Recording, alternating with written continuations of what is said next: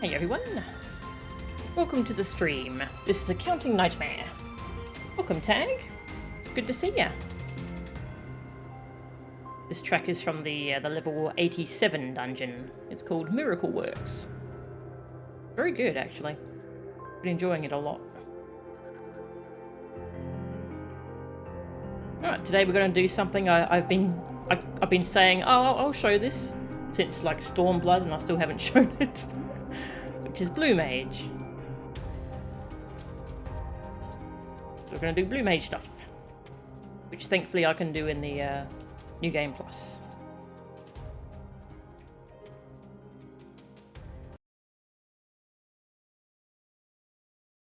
Oop, there we go.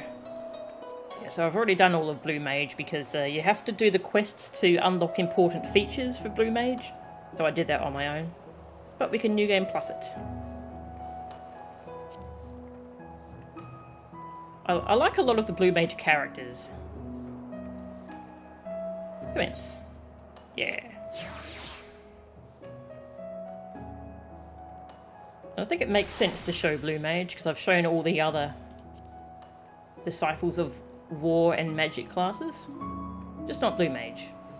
And I'm not going to bother showing the crafting or gathering class questlines, even though they have a lot of quests of their own. But if I show all those, we're going to be going for months just showing all of these questlines, so that's why I'm not going to do that.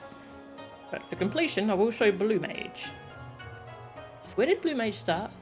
Right, Monosia. Out of the blue. Level 50.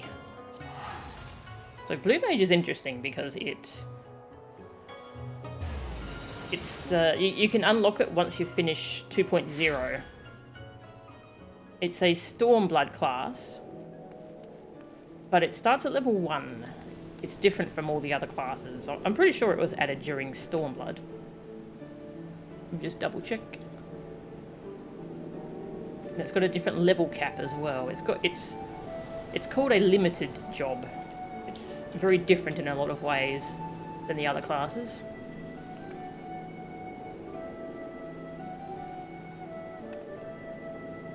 Out of the blue.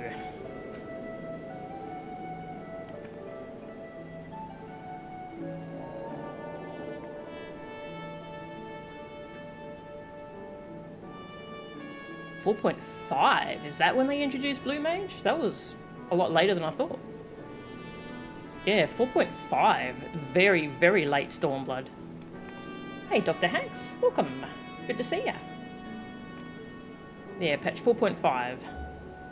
New limited job, Blue Mage. And the level cap was 50, I believe.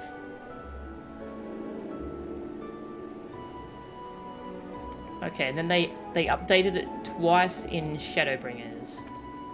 Patch 5.15.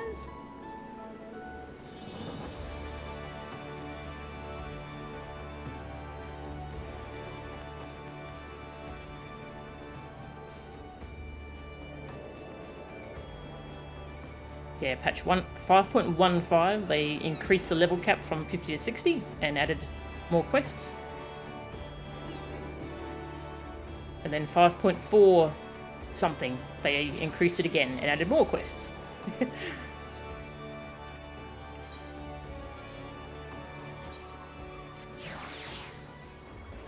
Hey, Walken. Ah, free trial has full access to blue. Really? I did not know that. That's interesting. Yeah, so it's funny that like these little pictures of this, it says this is Realm Reborn, but it didn't exist in Realm Reborn. Yeah, this is actually late Stormblood, then this is early Shadowbringers, and then late Shadowbringers. So we're expecting them to do another update sometime in Endwalker to bump the level cap up to 80. Yeah, let's start it. I'm good, thanks, Dr. Hax. How are you? I finished the Endwalker story, so we're doing some last little clean-up in FF14 before I play other games. I'm having too much fun with FF14, I don't want to play other games. Yeah, so we'll do Blue Mage. I've got 3 role quests I can do from Endwalker. And then I'll have to take a break and do other stuff while I unlock the remaining 2 role quests in the raid series. And then there's patch 6.1 in the middle of April, which will have more content. An equivalent to Machinist Reassemble. Oh, that would be fun. That would be nice. Yeah, so Blue Mage is the... It says limited job. It's the only limited job. And by that it means you can't do the main story as it. It's meant to be a side game. It's not one of the main classes. You can't use the duty finder as Blue Mage because it's meant to be just an unbalanced, broken class that you just have fun with. It does have its own end game though, if you do want to get really serious with it. But it's a very different, interesting little thing.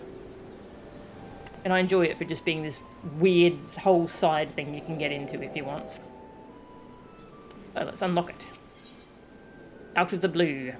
A yellow jacket in need is a yellow jacket indeed. You there.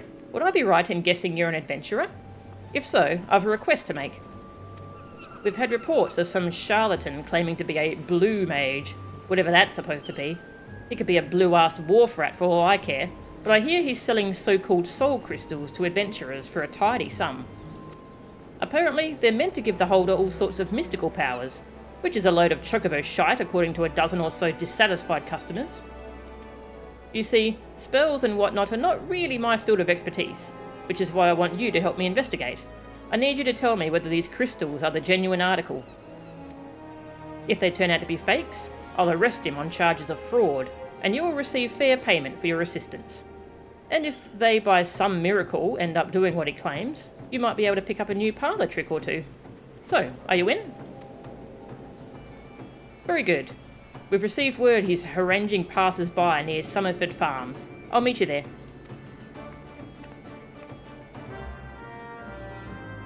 Freelancer. What does Freelancer do? Blue's weapons are purely cosmetic, aren't they? Very interesting class.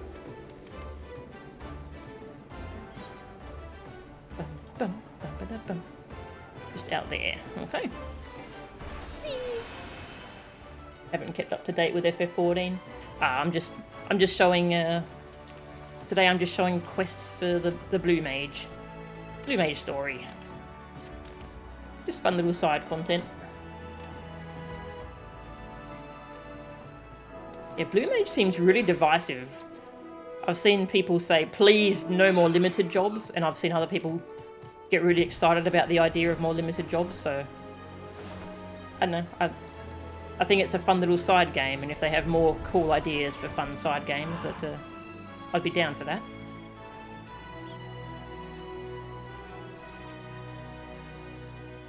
You got here just in time. It looks like he's about to make his pitch.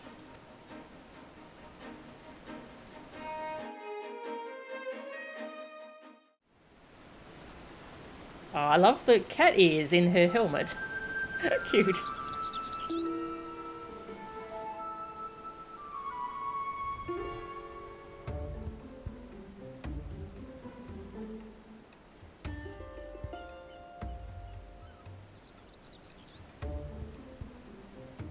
Greetings, ladies and gentlemen. The name's Martin, and today I present to you a wonder of the new world.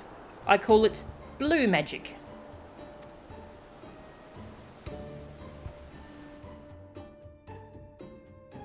Beyond the Indigo Deep live the Wallachie, who have their own unique brand of spellcasting.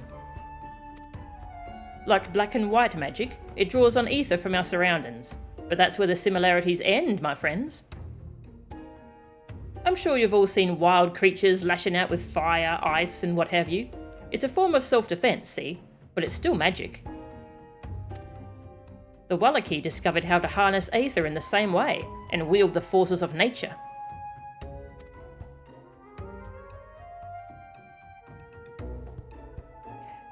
But how, I hear you cry? It's simple. You have to attune your mind to the instincts of the beast.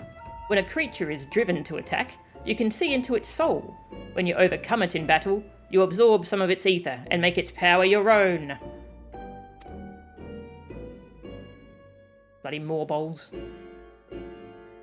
Of course, it's not as easy as picking fights with the local wildlife, but my Wallachie mentors taught me well, and now it's my turn to teach you.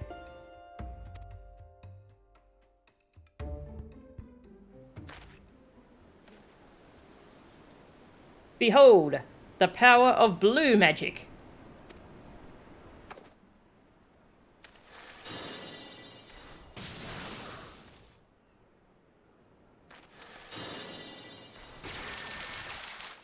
Thousand needles. Eye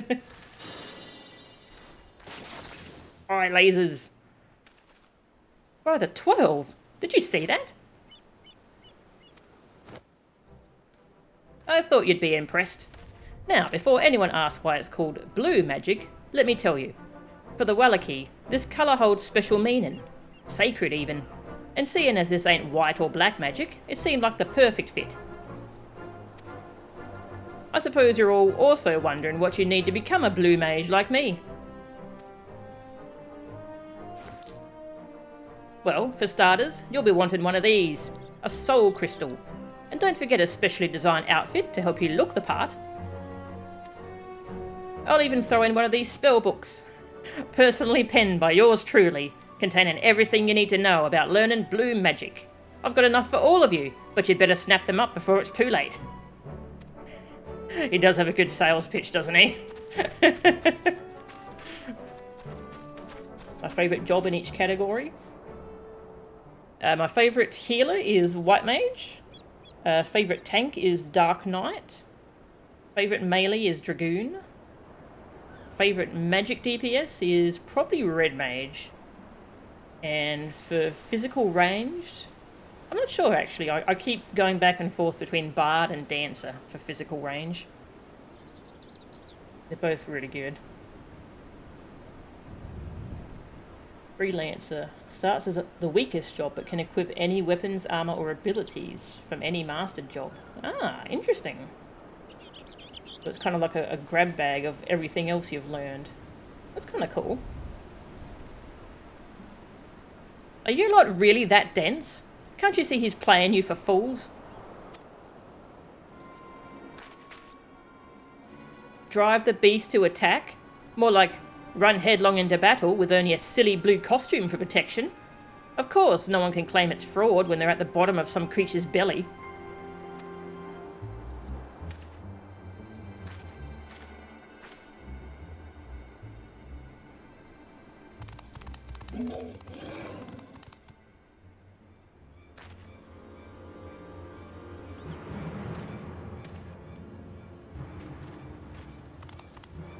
We feast on your flesh, smooth skins. Your gods cannot save you now.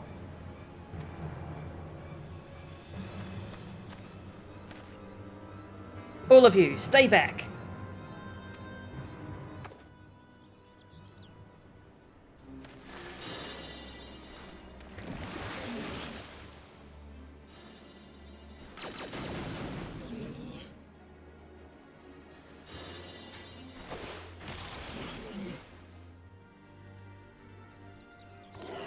No more. Please spare us.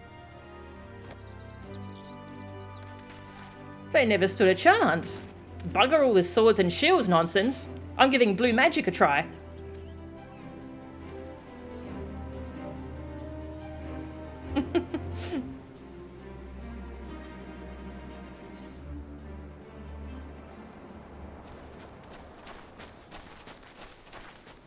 I love the blue mage outfits. They're so cute.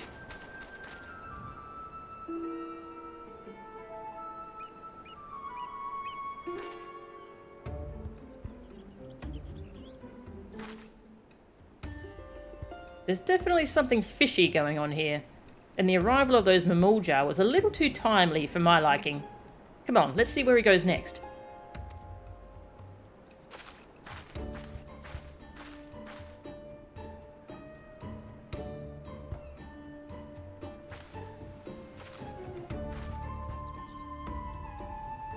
And we're being followed.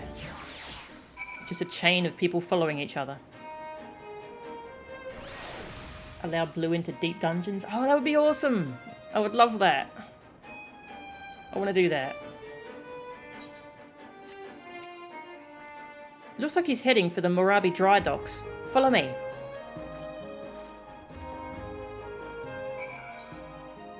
All the way down there. Aetheryte.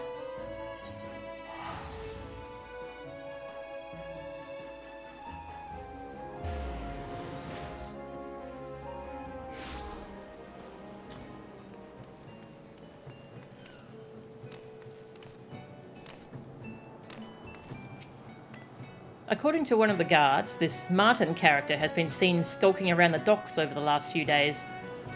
Apparently, he's been begging for leftovers from the mess hall. Considering that he's making Gil hand over fist from gullible adventurers, this strikes me as more than a little odd. Anyway, he was last spotted making his way to the Salt Strand. Let's go.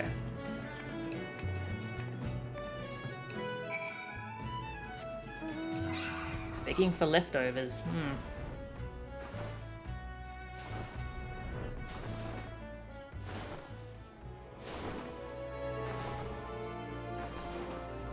You were playing Conjurer? Nice. Conjurer, yeah, that becomes White Mage. Yeah, I consider that my main class. I like White Mage a lot. I'm a healer main. It's got so many fun buttons. Good class.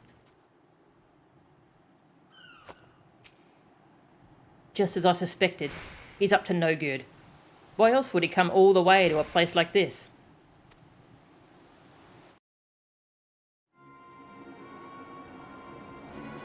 Extra roguelike. Oh, that would be really cool. Martin, you say you be less violent this time, but that was very violent. Very violent indeed.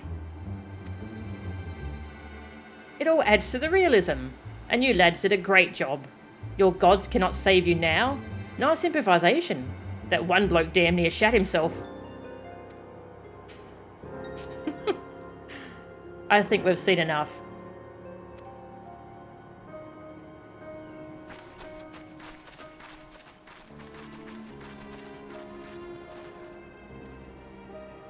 Hold it right there. I'm placing you under arrest on charges of fraud.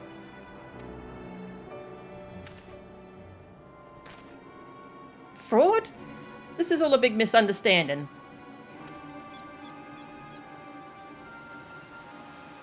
You can't pull the wool over my eyes. The game's up. And the same goes for you two. I knew you were in cahoots from the very beginning. As for those crystals, I'm about as convinced by them as I was by your acting. Say what you will about our sales technique, but there's nothing dodgy with the merchandise. I'll have you know I poured my heart and soul into those crystals. And the spellbooks explain how to learn the magic. It ain't my fault if the buyers can't be asked to read them. And if you're thinking about clapping me in irons over the outfits not providing enough protection, I can assure you they were tailored especially with the needs of a Blue Mage in mind. I'll admit I had to cut a few corners to keep the cost down, but still. It all boils down to whether the soul crystals are genuine or not. I know it's a lot to ask, but would you try this blue magic of his?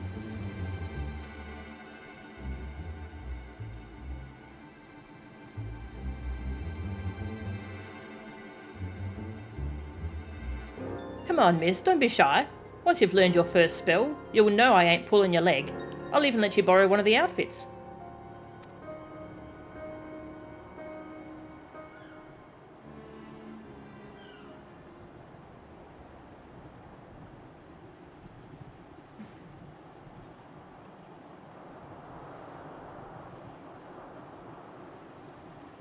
Oh yes, very fetching. While you've been getting changed, the Tooljar and Gahiljar have been luring over a nice cooperative baby kraken to teach you water cannon. The bait's been laid, so one should turn up any moment now.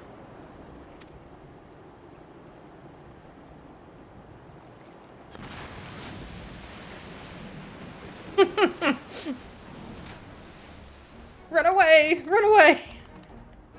That's a bit on the big side, lads.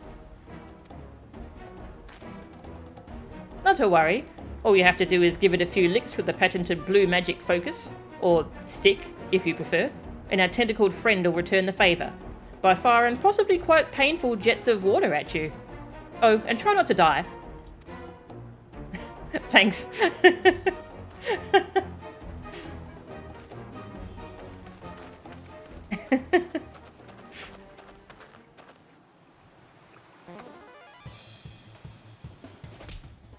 Gold skin is basically TB on the entire party. Oh, I don't think I've tried that yet. That sounds fun. Is this a good reenactment of how Blue Mage works in the other games?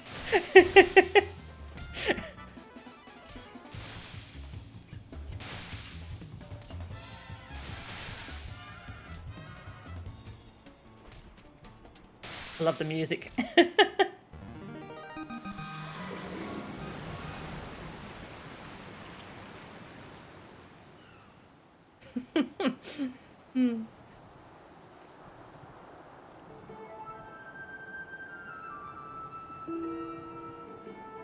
Impressive! After that little escapade, you should be able to fire your very own water cannon. By the by, you don't, strictly speaking, need to be struck by the magic you're trying to learn, but that'll probably happen whether you want it to or not.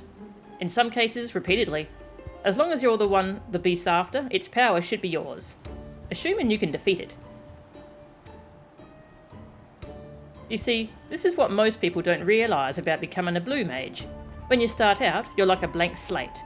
It takes a fair amount of bravery to stare these creatures down and look into their souls. It's a shame that not all of my customers have your determination, but that's hardly grounds for calling me a fraud. You don't think he's telling the truth, do you?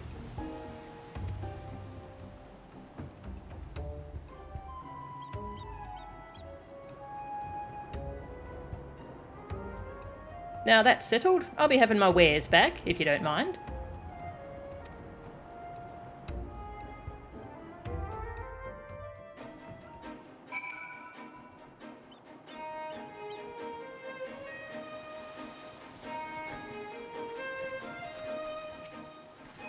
Did you actually learn any blue magic? The heal jar and the tool jar are very sorry about Kraken. We don't expect such a large one.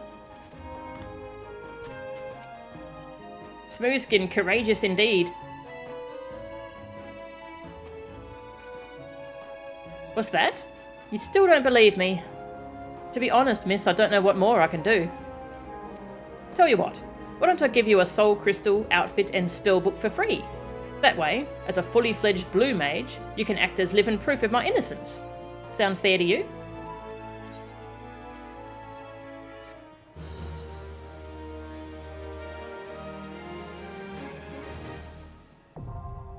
Blue Mage. Blue Mage spellbook. Blue Mage arms generally have no effect on your attributes. However, equipping armor and accessories that boost your intelligence will greatly increase the damage dealt by your offensive magic.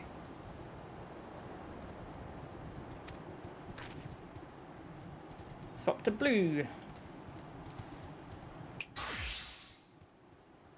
And you start out at level 1. But oh yeah, this is like the Machinist Soul Crystal, where it's a new one. Unlike other soul crystals, the surface of this multi-aspected stone has yet to be carved with a record of past deeds. It's brand new.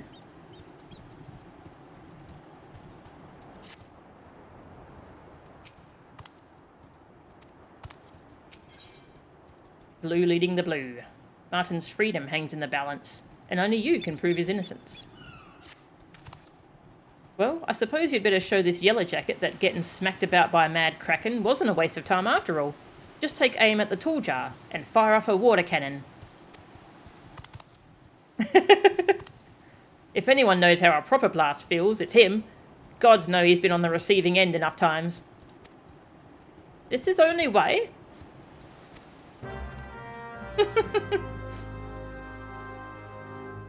Best. Yeah, I think I've got that. Oh, I don't have it equipped at the moment. Yeah, I had one with materia slots. I should probably equip that. If the tool jar cries, they are tears of joy. Not because of immense pain. No, no. Don't worry about him. He'll probably be fine. I'll be honest with you. This all seems completely impossible. Not that I doubt your abilities, but I don't believe a word out of that Martin's mouth. Especially all this rubbish about blue magic. Alright, gotta equip water cannon. It's number 1 in the spell book. It's the only spell you start with. Oops. Water cannon.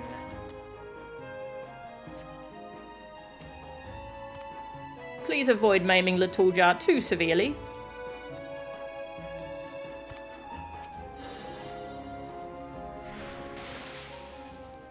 Splish.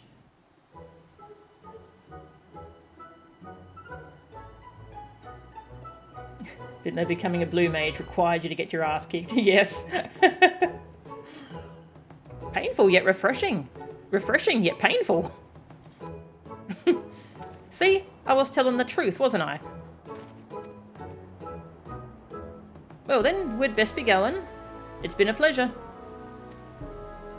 Not so fast, you blue-haired twit. I'll admit, the spell worked as you said it would, but you can't sell those soul crystals without adequately explaining the risks. It's irresponsible. Some might even call it deliberately neglectful. You're not under arrest, but from this day forth, you are strictly forbidden from peddling any more of your wares. If I hear you have sold so much as a blue handkerchief, I will hunt you down and throw you behind bars.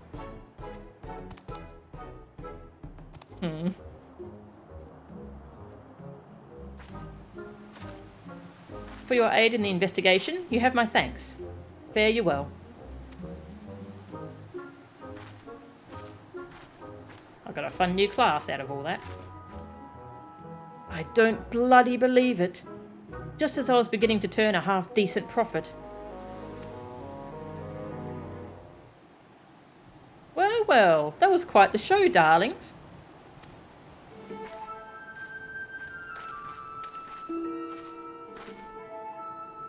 Neither black nor white magic, but something new entirely. Blue magic. Yes, it's sure to draw a crowd, as you've amply demonstrated. And who might you be?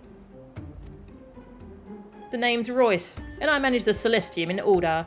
It's an arena where daring young souls such as yourselves perform feats of bravery for the audience. Unlike the Colosseum, the vast majority of the entertainment pits man against beast, with the matches being brought to an end before either side suffers any serious injury. While our patrons revel in the thrill of combat, acts of wanton brutality and bloodshed are considered distasteful. Rather than savagery and slaughter, our appeal lies in the personas that our participants assume to add a touch of drama to the proceedings. So it's wrestling, pretty much. Wrestling against animals. However, I'm not one to settle for a mere modicum of success. My goal is to make the Celestium renowned the world over, and to that end, I've been searching for something truly unique, and that is when word of this blue magic of yours reached my ears.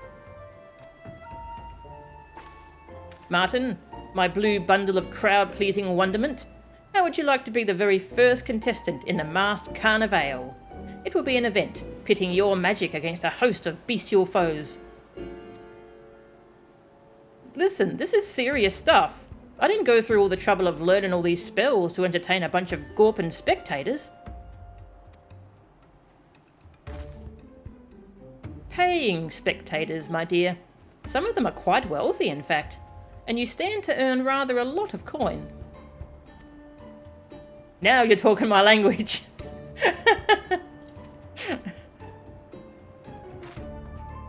I say, darling, where are you going? I was about to make you the same offer. I hate to burst your bubble, love, but my, apprentice here's barely taken the first step on the road to becoming a blue mage. Wouldn't want her meeting a grisly end in the middle of your arena, would we?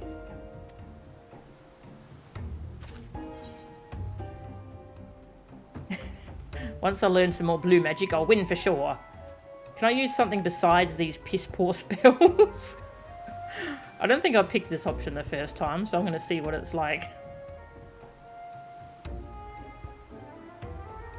I think that would rather defeat the purpose.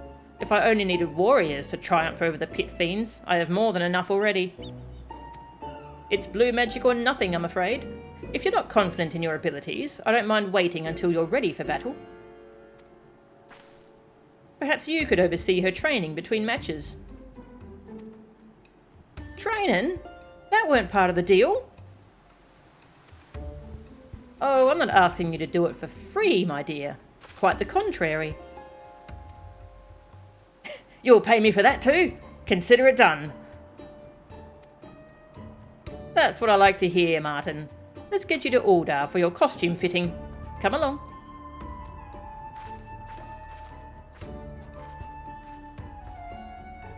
I have to wear a costume as well. I've got a bad feeling about this.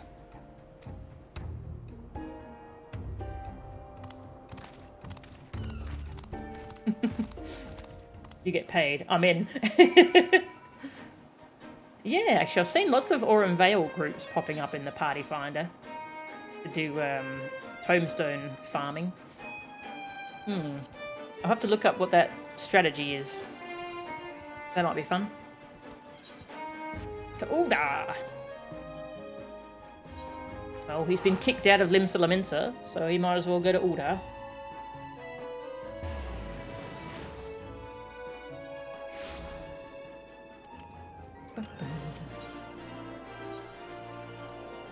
And he hangs out over near the Mining Guild. Near the Black Mage characters.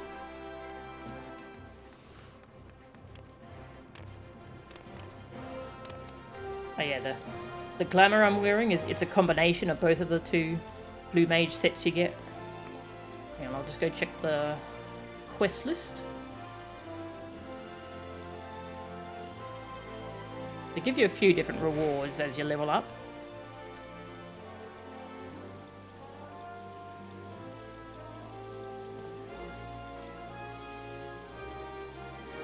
Blue Mage.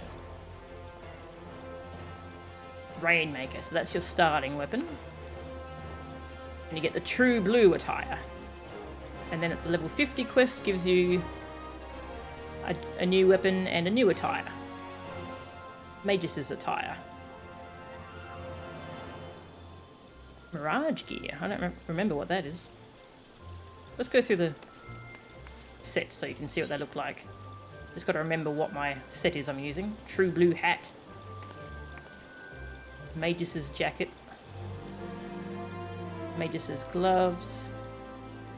True blue trousers. And Magus' shoes. Okay. Blue Mage. Blue Mage has its own thing here. Already wearing the hat. There's the coat.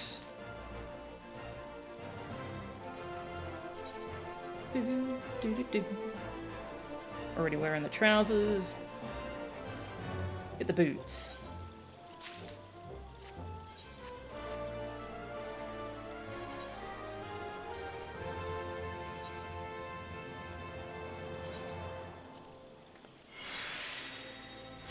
Got that blue drip. And shoes. Level 60 Shire gear. Ooh. Dyed blue. That sounds nice.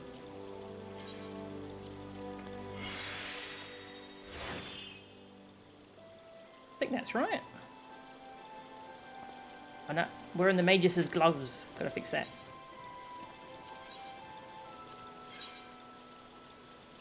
Gloves.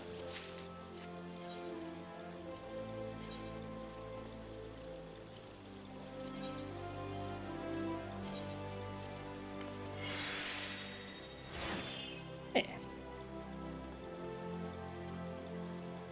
True blue. True blue. Gotta be true blue. True blue. True blue all slots. Yeah. And the Rainmaker. Yeah, the starting weapon. I got a stick. I will hit people with it.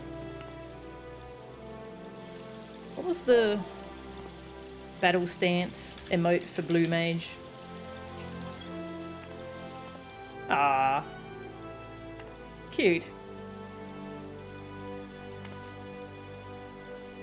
And V pose. Victory. It's cute. Ah, I like it. Gahiljar not see any other Mamuljar here? Why is this? Latuljar thought Mamuljar banned from entering Uldar, but guards let us through. Do rich people like Royce make own rules? Sadly, yes, pretty much. It's just occurred to me that I never asked whether you actually want to take part in the masked carnival. Are you willing to endure Martin's training regime in preparation for the greatest performance of your life? Do you want to become a Blue Mage? Yes. You've made the right choice, my dear. I have high hopes for you.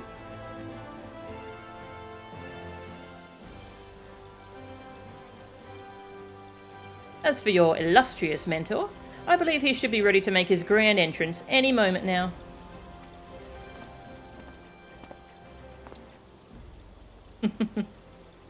I'll be honest with you, it's a bit more extravagant than what I'm used to. Colour's not bad, I suppose. You look marvellous, my dear. Everyone, feast your eyes on the Greater Zero. Huh? What's that supposed to mean? Well, nothing really, but it lends a certain degree of panache to your stage persona. No offence, darling, but the Great Martin doesn't quite have the same ring to it. You'll be playing the role of an enigmatic nobleman who has deigned to grace the Celestium with his outlandish magics.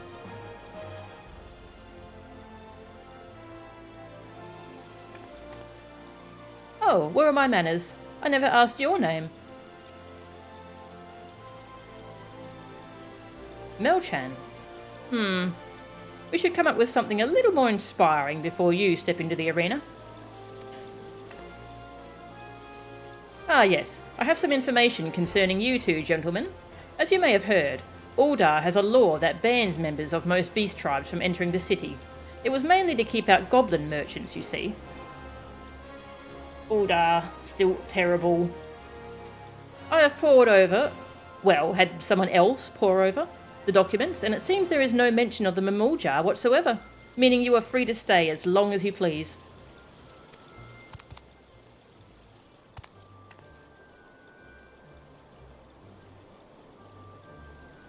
Well, with that, I think my work here is done for the time being. Martin, I leave Melchan in your presumably capable hands. Best of luck. The great Steve. My partner's name is Steve, so that will be fun.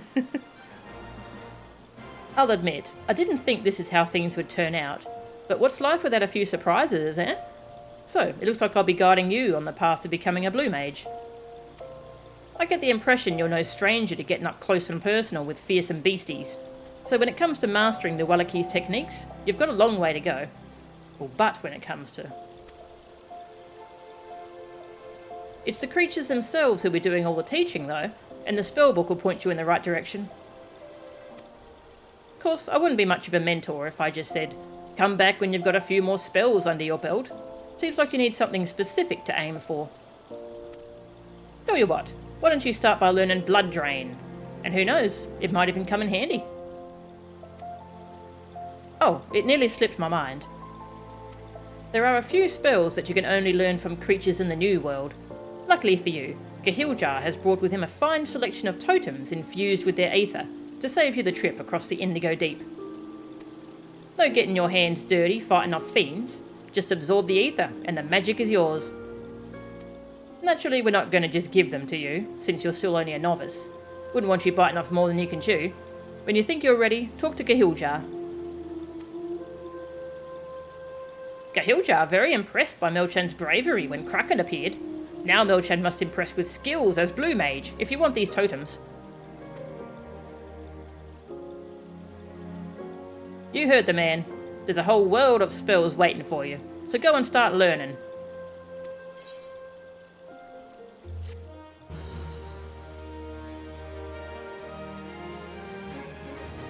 Blue leading the blue. It's a good quest name.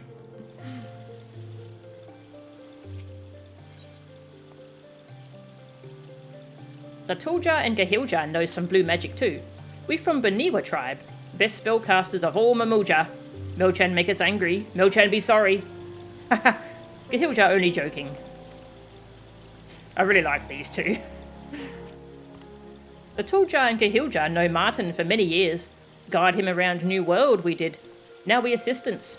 Pay not so good, sometimes dangerous too. But we like Martin anyway.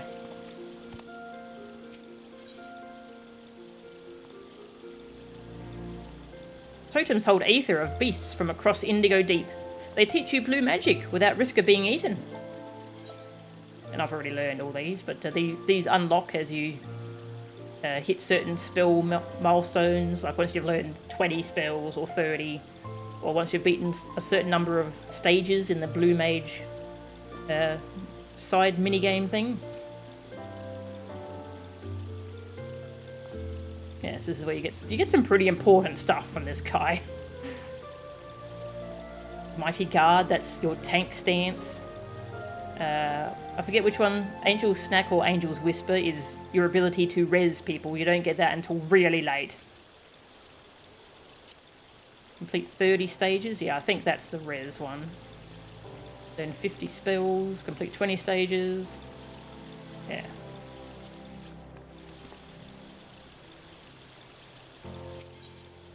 Whisper is the res, okay.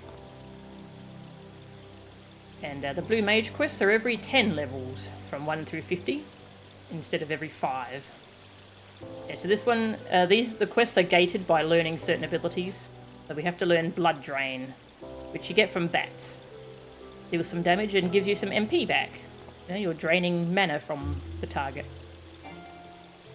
So you have to learn that to unlock this. Blue Collar Work. Martin has found time between performances to train you in the ways of blue magic.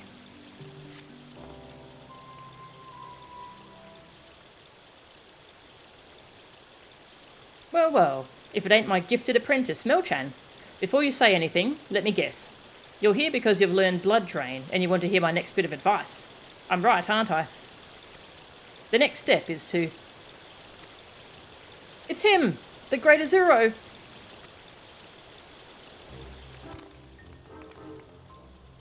It's like all my name days have come at once! Alright, Grinwat. Please, say it for us one more time. How could I refuse my adoring public?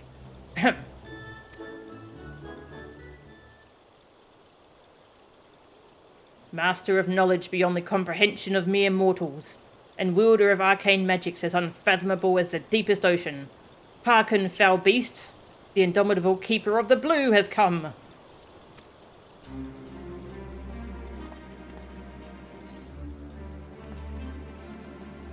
"'Tis I, the Great Azuro." He said it! He actually said it! I love how silly these quests are.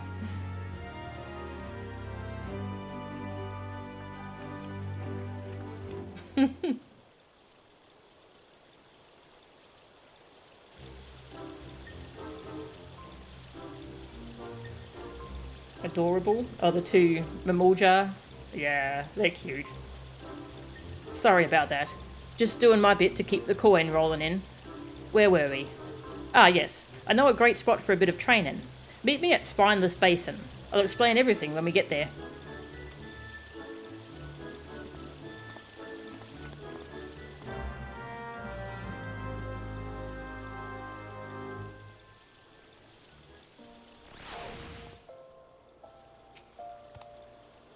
When Martin put on mask, he become Great Azuro and crowd cheer for him. But the Great Azuro has strange voice, so the Tuljar prefers him without mask.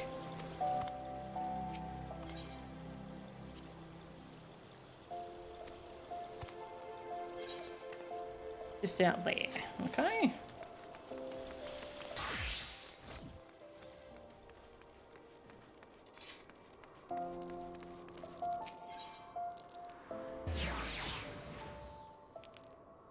wait, central, not western. Just down there. I should probably show some Blue Mage spells. There's a lot. Yeah, 104 in total at the moment. I've got 83. There's most of them, honestly, are in dungeons and raids and stuff. And yeah, Blue Mage can't use the duty roulette or the duty finder. So it's all about making, like, using the party finder to make groups with other Blue Mages to go do stuff. And so, well, some of them you can solo because Blue Mage is very powerful. Yeah, so the level cap's 70, so it goes up through Stormblood. But there's a ton of Stormblood spells I don't have yet. Gotta start collecting spells again soon. Choco Meteor! Yeah, so whenever they add 10 levels, like, Blue Mage doesn't learn spells by leveling up. These are just the spells I have equipped. So when they're adding 10 levels, what they're really doing is giving Blue Mage access to another expansion, and so they have to add spells for, like, all the different bosses and such. That's what they're really doing when they increase the level cap. So when they boost it up to 80, we'll have a whole bunch of different Shadowbringers spells. That'll be cool. Glad to see you survived the trek. I hope the Hornets didn't give you any bother. In fact, they're the reason we're here. There are some especially angry ones that would be perfect targets for practicing your blue magic. They're tough, but not too tough. Some folk call them man-eaters, but I think that's an exaggeration. Anyway, why not give Blood Drain a try? It'll draw out some of the enemy's ether to help you cast more spells. I think I saw a few buzzing around over there. Even if you don't have many spells, Blood Drain should be enough.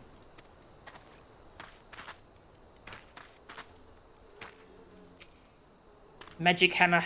I've got Magic Hammer. It's pretty fun. I've got Eruption from Ifrit. That's a fun one. Yeah, I think nearly every trial boss has a spell. This is my favourite. This one's from Shiva, Glass Dance. Very pretty. Shock Strike, that's from Ramu.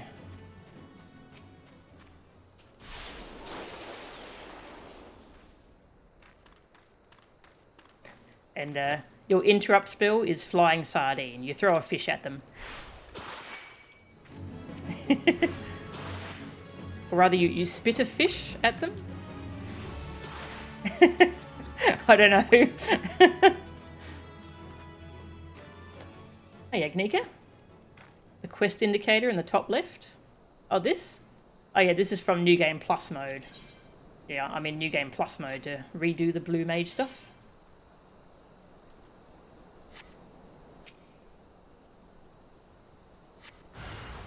A man-eating hornet! I blew it up. We get a lot of weird abilities. Loom, this is a teleport thing.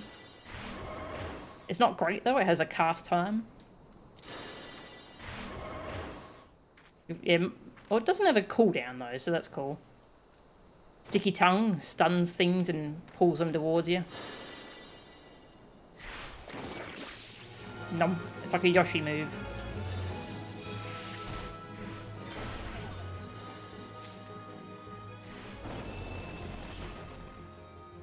Pretty cool moves. Eerie Soundwave. Problem Cure. I got this from Good King Mogulmog 12. May his heal keep me safe forever.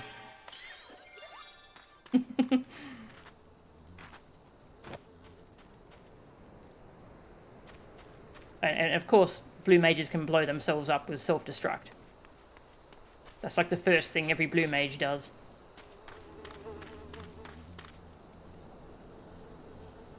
Ravana's. Oh, have I got Ravana's yet? I tried to get it. I might not have gotten it to drop, though. Frog Legs. That's your taunt.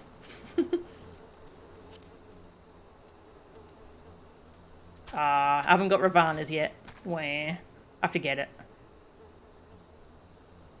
Each spell has a nice little bit of text to it as well, just explaining how it works and how you're recreating it. Where's the fish one? I think that has a pretty funny... Yeah, flying sardine. The apkallu in the wild violently regurgitates its latest pescatarian meal at predators as a defense mechanism. In Blue Magic trials, flying sardine is proven to be an equally effective deterrent, even when the sardine in question is not entirely physical, reliably shocking adversaries into silence.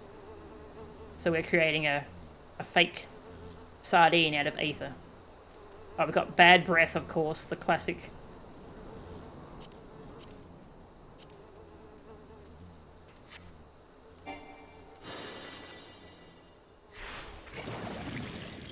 Ugh.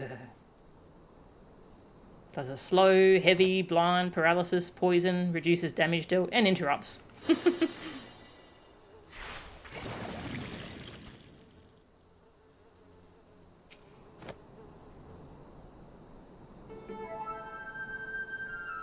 Yeah, New Game Plus is really useful.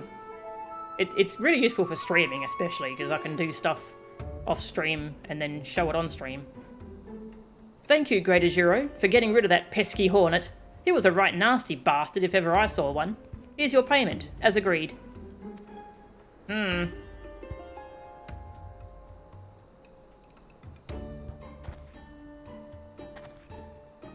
Stuff your pom with magic.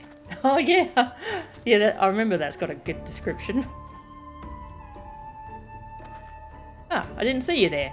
How goes the training?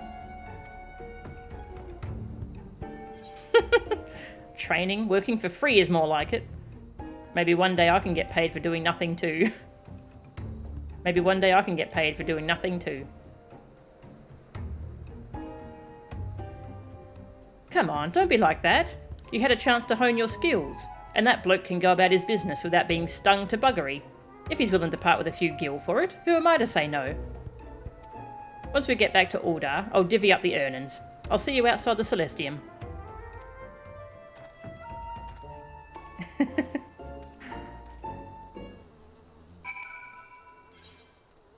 Now, where was Pom Cure?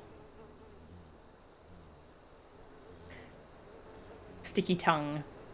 Employed by gigantoads, who extend said lengthy and unusually adhesive appendages to capture distant prey. The Blue Magic rendition utilises a far more sanitary, ethereal tongue, but the principle is the same.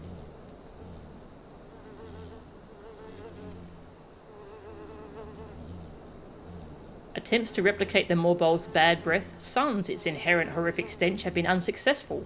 Thus it retains its title as the foulest of blue magics.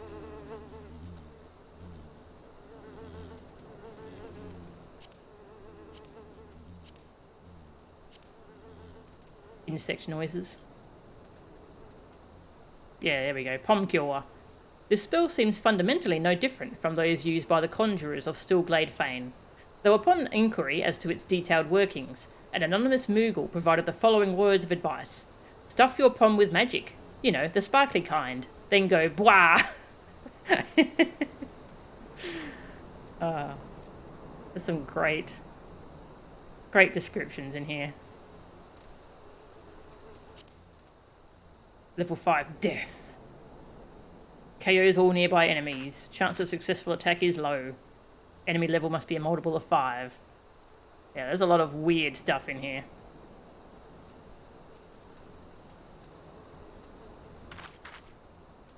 White Knight's Tour. Oh, I got White and Black Knight Tour.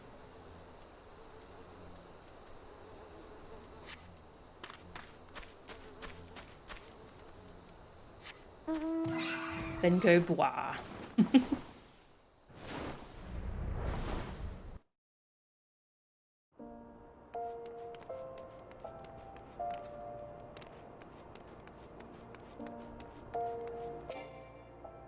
Oops. I thought that was an aetherite.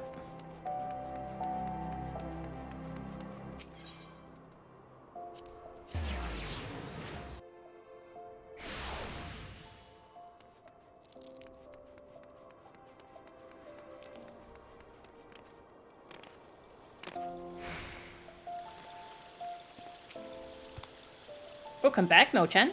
I hope Martin's training not too grueling.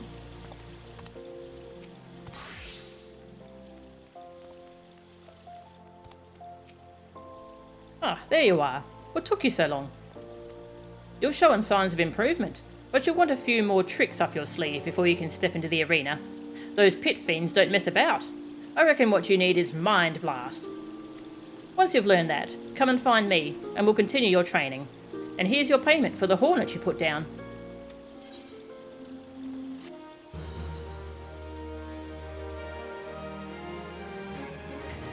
You think I'm being stingy? Listen, miss, I've already subtracted the fees for your training. If I charged any less, I'd be cutting my own throat.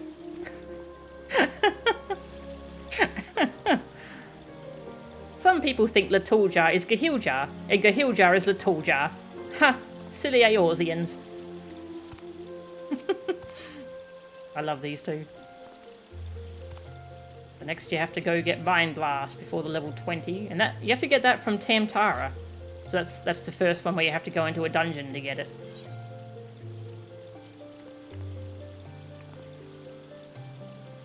There it is, Mind Blast.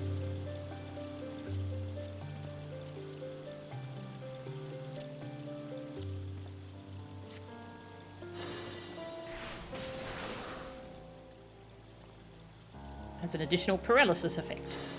Pretty neat. Just making sure I don't mess up my bars. Something nice as Blue Mage is you can save loadouts. You got 5 different loadouts you can save and you can name them. Yeah, so I've got a DPS set, healer, tank, general soloing, and yeah, so it's pretty neat. So you can load your different setups. Why they call it the Blues. Martin is eager to take you into the field for further training. So, you've learned Mind Blast already. That was quicker than I was expecting, but I'll take your word for it. Come to think of it, your new spell might be useful in our next training session. We're going back to Spineless Basin, so meet me there when you're ready. Gonna kill more bugs. Martin is wearing masks more and more, even when no one can see him, and when he's sleeping. Perhaps Martin prefers being Greater Zero to being Martin?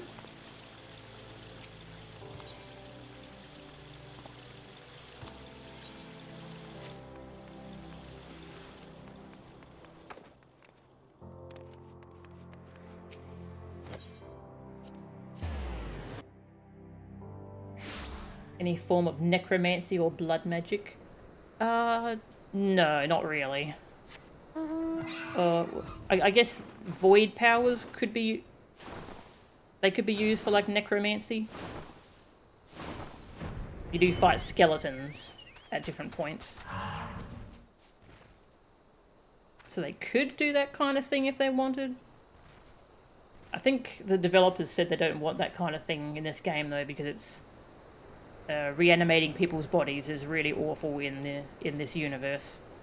I think is what they said. Now, considering what happened last time, you might be thinking we came all the way here just to slay a few beasts for a handful of coin. And you'd be exactly right. There are a few differences, though. Firstly, we've been paid in advance. Secondly, you'll be going up against moles, not hornets. And lastly, you have to kill 2 of them, not just 1. Why are you looking at me like that? Oh, you wanted training, didn't you? In that case, why not try stopping them in their tracks with Mind Blast? I tell you, it works wonders when you're outnumbered. Go on then, off you go. I ain't got all night. Training.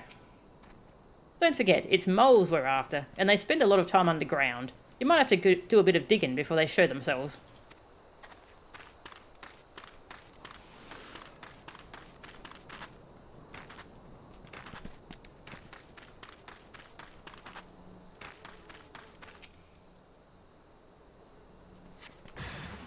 Moles. New blood drain? I think that's probably the closest thing to blood magic. Abyssal transfixion. I don't remember what this is. Ooh, it's pretty is what it is. Big glowy swords.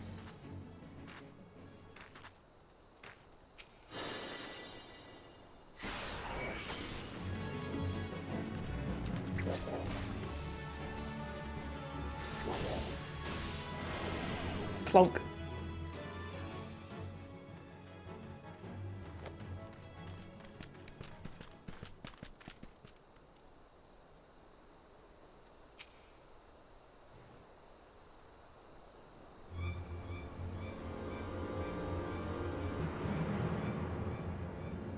That can't be right. I already gave you everything I owe. Yes, you paid back the original amount. Late, I might add. Very late. Don't tell me you'd forgotten about the interest. Oi, you. This is none of your business. Piss off. Melchan, I appreciate you trying to help, but I got myself into this mess, and I'll get myself out of it.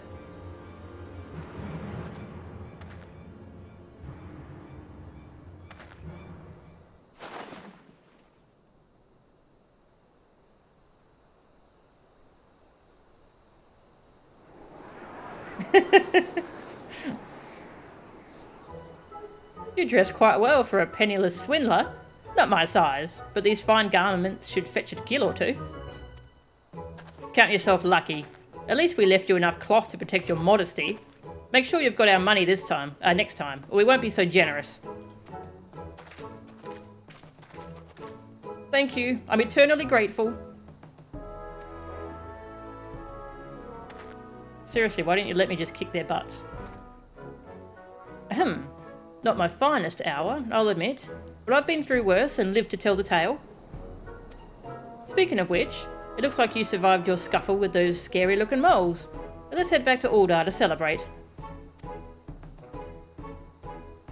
Oh, that reminds me. Royce is bound to have some choice words for me about the costume. Well, I might have lost the shirt off my back, but at least I still have my dignity. Do you?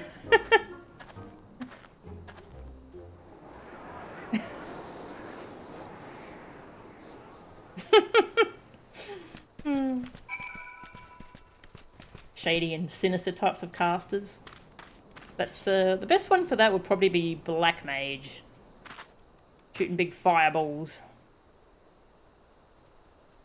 Mostly because of the lore around Black Mages, how it's considered forbidden magic and such. Very destructive.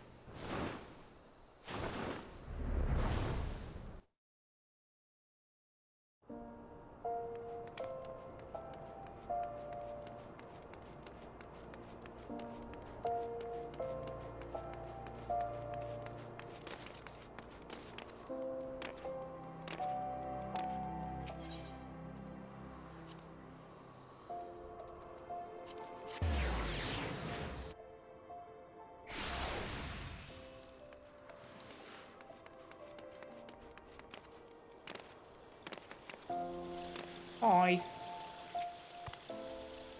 We know Martin's favourite colour, but we not know even his undergarments are blue. The tall child thinks it's sign of dedication. Very admirable.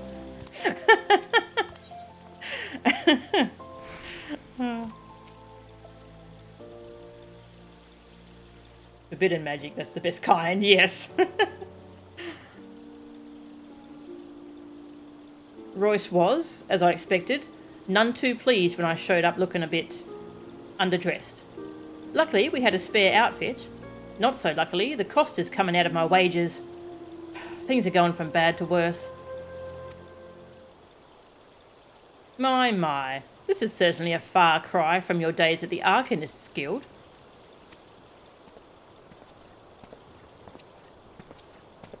Douchebag detected. Wastruck? What are you doing here? If you must know, I'm here on business. A very lucrative business, I might add. And as luck would have it, I heard rumours of the masked carnival starring a so-called Blue Mage. It didn't take much to deduce that my old friend Martin was behind it. If you're here to watch the show, buy a ticket. If you just came to gloat, save it for another time, because I ain't in the bloody mood. I say, it's not like you to be so hostile. Perhaps I should come back when you're feeling a little more amenable. I'll be seeing you, Martin.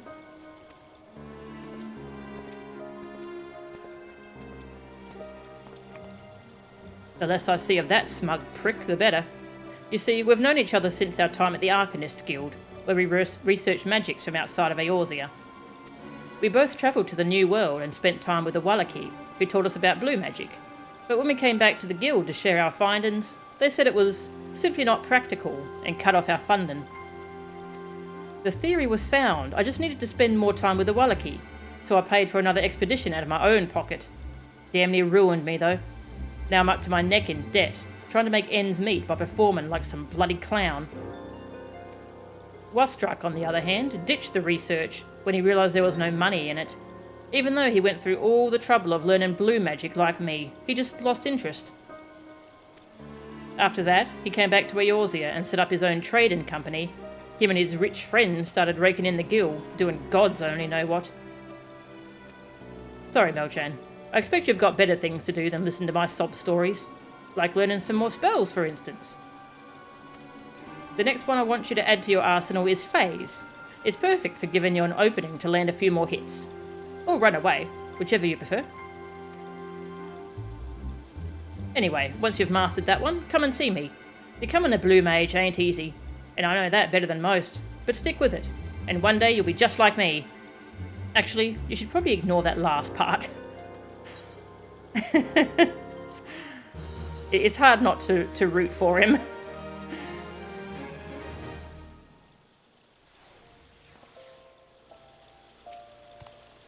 Martin loved blue very much. Blue clothes, blue hair, blue underwear, blue assistants. Oh, maybe that's why he hired us. And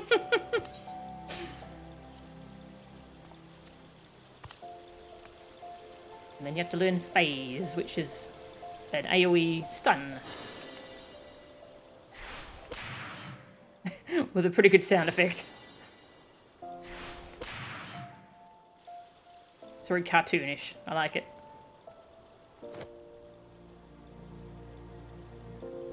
I should probably go feed Cleo. I moved the alarm back for whenever I was ready. But I can do that now, between quests. We'll come back to Blue Mage. We're up to level 30. Nice. 30, 40, 50, and then that's the rest of the original Blue Mage storyline. Phase, the Joestar secret family technique. I need to catch up on JoJo. I haven't seen anything past Stardust Crusaders.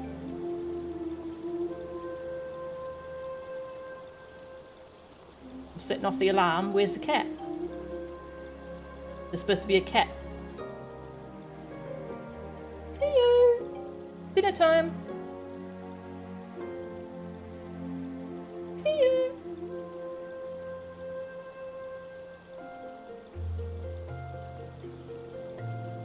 No cat. She's just too comfortable. Lying on the bed. Oh wait, no, I hear her. She's coming. Cleo! Oh, hello. Hello, sweetie. Aw.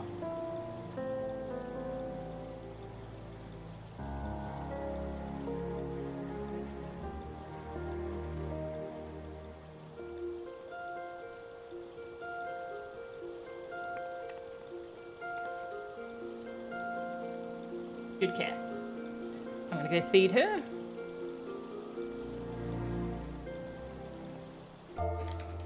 And I'll be back in about 10 minutes. I'll see you then.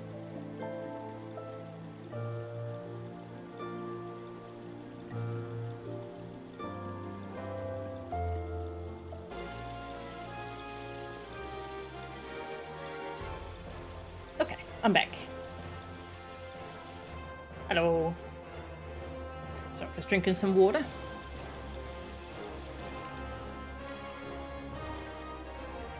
JoJo's kind of falls flat for you after Stardust. Ah, that's a shame. Thank you, Tag.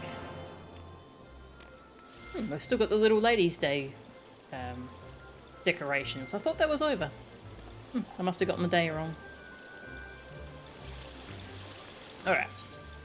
Level 30. Scream Blue Murder. Thank you, Dr. Hats. Martin seems even more distracted than usual. Learned phase, have you? Good to hear. Listen, I've got a few things to take care of, so your training will have to wait. Sorry, but can you come back later? Rude.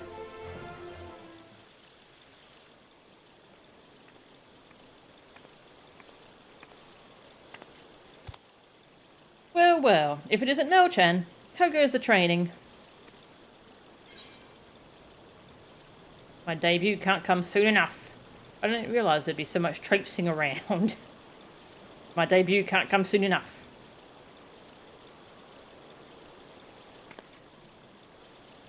That's what I like to hear. I have high hopes for you. Anyway, enough chit-chat. I came to talk to you about Martin. You and I both know about his recent, and highly embarrassing, troubles with debt collectors. He assures me that they have been paid off, but it seems he's borrowing from other unsavoury characters instead. I can't have my star attraction putting himself at risk like this. If he's involved in something that could damage the reputation of the Celestium, I have a right to know. How about you two? Surely you must have some idea. Martin has many secrets. He certainly does. So, he went to take care of some things, yes? Perhaps we should look into exactly what these things are. Mel-chan, he's your teacher. I'll bet you're as eager as I am to get to the bottom of this. Come, let's go and look for him.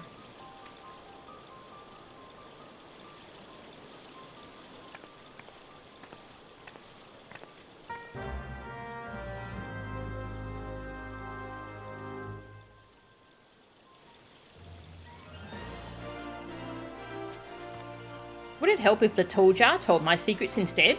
The tool jar sometimes sips from people's drinks when they're not looking. Gross.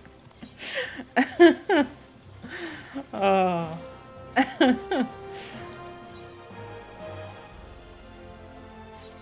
Alchemist Guild.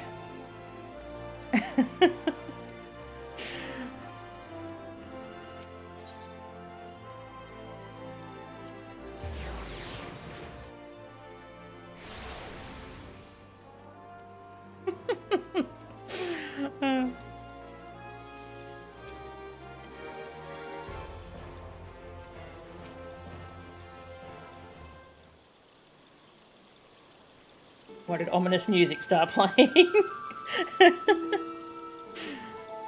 He just went into the Alchemist Guild. He's trying not to draw attention by wearing something inconspicuous. And by that, I mean not blue. But why all the secrecy? Could he be buying medicine? Perhaps he's got some awful condition. That would explain where all the money's going, but I don't think that's it.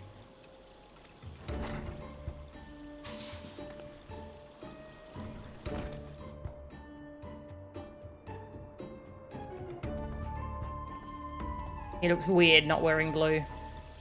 I don't like it. Where's he off to now? With me, Mel-chan. The game is afoot.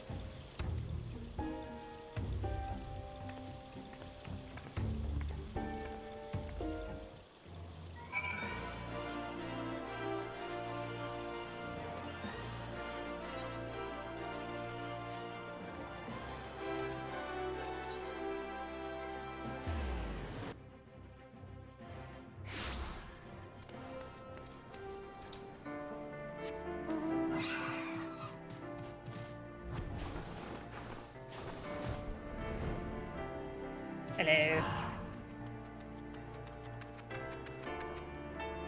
You definitely haven't seen me at all. Don't worry, I'm not here. Not wearing blue. Heresy, yep. Definitely something not right here. It looks like he's waiting for someone. Shh, they're here.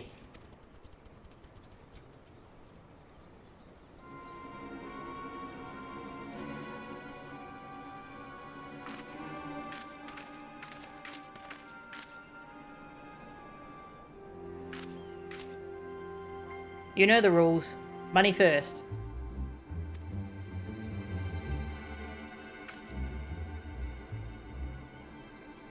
That ought to do it. Look, I know this ain't exactly above board, but this is costing me more and more every time, and the packages stay the same size. In fact, I think they're getting smaller. Not our problem, mate. Dream flowers are in short supply. If you want them, you'll pay for what we ask and take what you're given. Drugs. Dream flowers? Someone's there. Get him.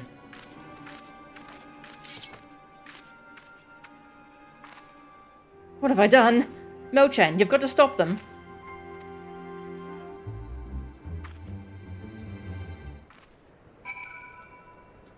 Oh, gotta go beat him up now. Gonna drop a hammer on their heads. Nothing personal, just business.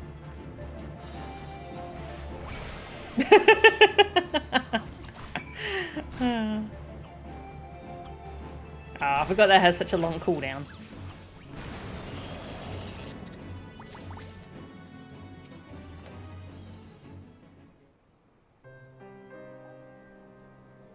So you saw everything. I'd better prepare for the worst.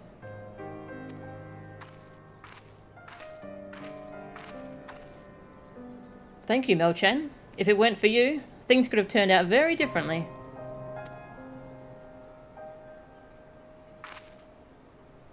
As for you, Martin, what the bloody hells do you think you're doing? Dream flowers? So you've been concocting somnus in your spare time?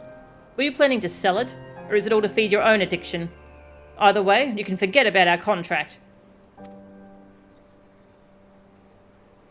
I can explain. It ain't what you think. What is it then? This had better be good. I've been buying dream flowers to make medicine, not somnus. It's for the Wallachie. They need the proper treatment as soon as possible. There's an epidemic, you see, most likely brought over from Eorzea by people like me. How serious is it? Very. For Eorzeans, it's not much worse than catching a cold, but for the Wallachie, it's life-threatening. Not only that, it's spreading like wildfire.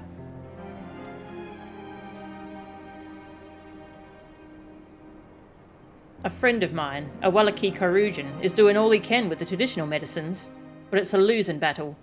At this rate, it's only a matter of time before they're all taken by the disease.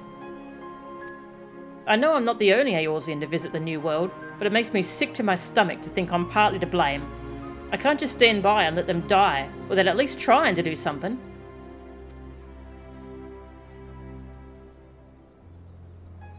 I came back to Eorzea to find a cure, based on my friend's research notes. I've practically ruined myself, but I eventually came up with a concoction that seems to do the trick. Thing is, it'll take more than a couple of doses to stop the epidemic, and this stuff don't come cheap. There's also the fact that the main ingredient comes from dream flowers, which ain't easy to get hold of. So that explains why you've been dealing with those back alley cutthroats. And I suppose your business at the Alchemist Guild had some connection to the medicine, yes? That's right. Needed some tools and whatnot to help with the mixing. But that's nothing you need to worry about. I've caused you enough trouble already. It's been nice knowing you, Royce.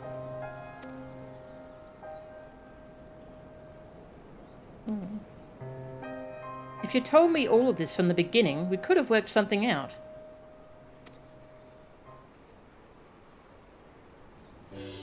I've decided. You can carry on at the Celestium. As for the dream flowers, let's just say I know a few people. You're sure about this? Royce, I can't thank you enough. I'll do anything you ask. You can start by putting in a few more performances at the arena. I'm sure the extra money won't go amiss, will it? I was about to suggest the same thing. I'll perform in every show you've got, if you'll let me. The fans are clamouring to see more of the Great Azuro, so it makes sense to capitalise on that. Anyway, this hardly seems like the place to discuss business. We should head back.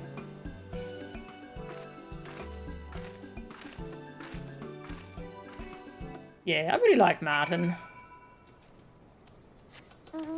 They did a really good job writing him, I think.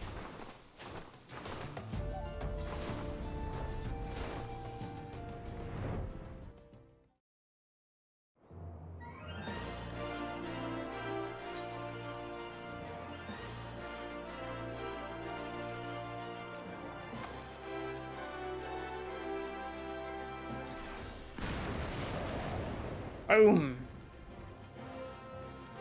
Don't mind me, just exploding things.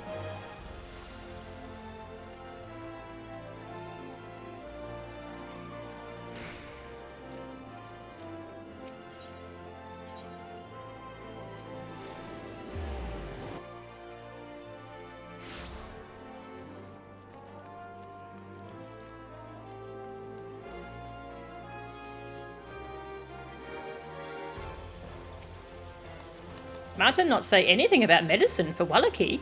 If we knew, we could have helped. But he say everything his fault. Martin make problem, Martin solve problem. Wallachie more important than Martin's pride, though. Why Martin not realise?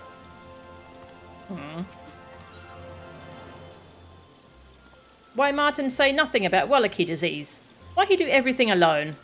Most times, Kahilja think Martin very clever, but this time Martin very stupid. Very stupid indeed. You did me a good turn by taking care of those dream flower peddlers.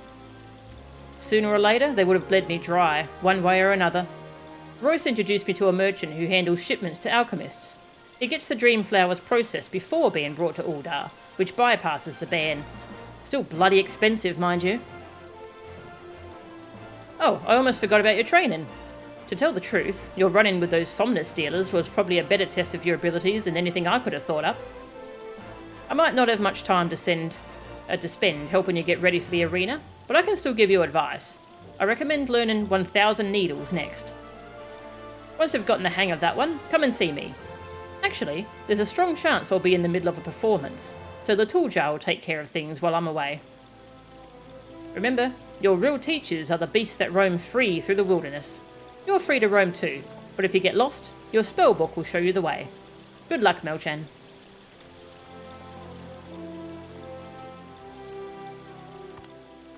Martin already performing many times a day. The Tooljar worry more shows will kill him. Martin's blue magic is powerful indeed, but he is just a man. Sometimes he forgets this.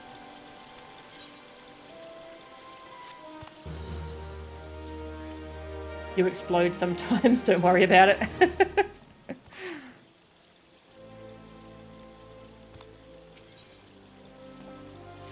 See if we've got any other dialogue before I... Yeah. Every day, Martin fight in arena. He have so many bruises, his skin slowly turning blue. Aww.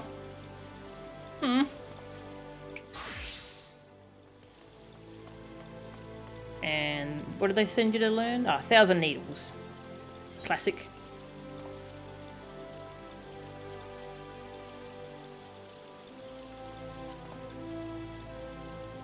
I do wish they had a little search field, so you just type in a name or something. This is the best you got, though. There's no just type in a name. That'd be a good quality of life thing. 1000 needles. Very long cast, and it does 1000 points of physical damage. A fixed 1000 points. So it's not affected by a whole lot of stuff.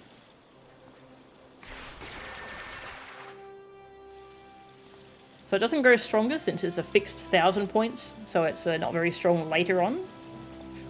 But there's certain levels in the Masked Carnivale it's really good for. And for your early levels it's very strong. And you can swift cast it. Cast it immediately. Very nice. Level 40, Blue Gold. The tool jar seems positively perturbed.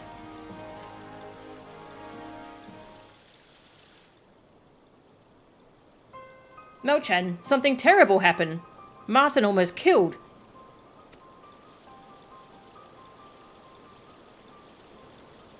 We told Martin he worked too hard, that he should rest. But he not listen. He wanted medical care for Wallachie. But now he one who need help.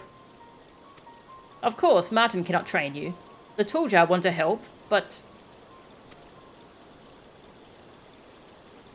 Martin's such a great teacher that no one could possibly replace him. Is that what you're about to say?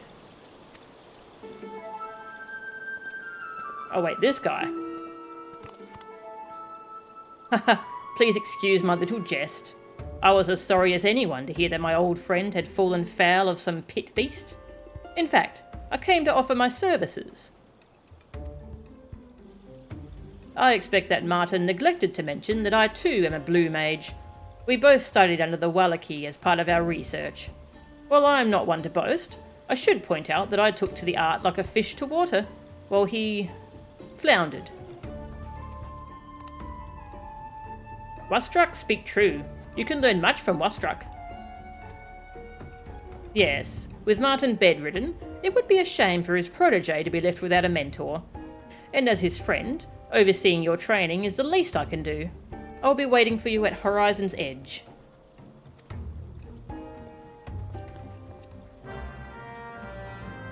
Not suspicious at all.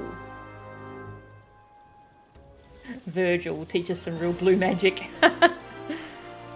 Actually, this abyssal transfixion move is kind of Virgilish. Creates all these spectral swords that stab into the target. Do not tell Martin I say this, but I think Wustrak would be better mentor. Has Martin taught you anything? Not really.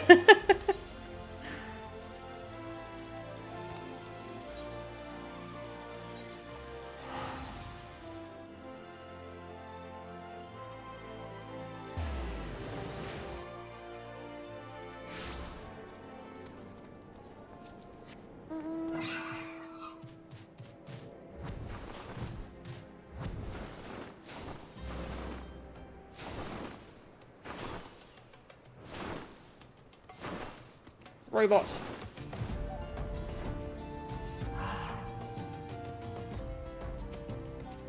Don't let the Magitech fool you. I've no connection to the Empire. Well, not a direct one at least. My company carries out work at a cerulean processing plant, run by Amagina and Sons mineral concern. Perhaps some of it ends up in Imperial hands, perhaps not. What? As for this vanguard, it was abandoned by the Garleans outside of Castrum Meridianum. It seemed like the perfect opportunity to learn something of their technology, so I had it restored. Ever since we finished gleaning all we could from it, it's been collecting dust, so I have no qualms about letting you smash it to pieces as part of your training, assuming you are up to the challenge. Yes. Robot. Zap.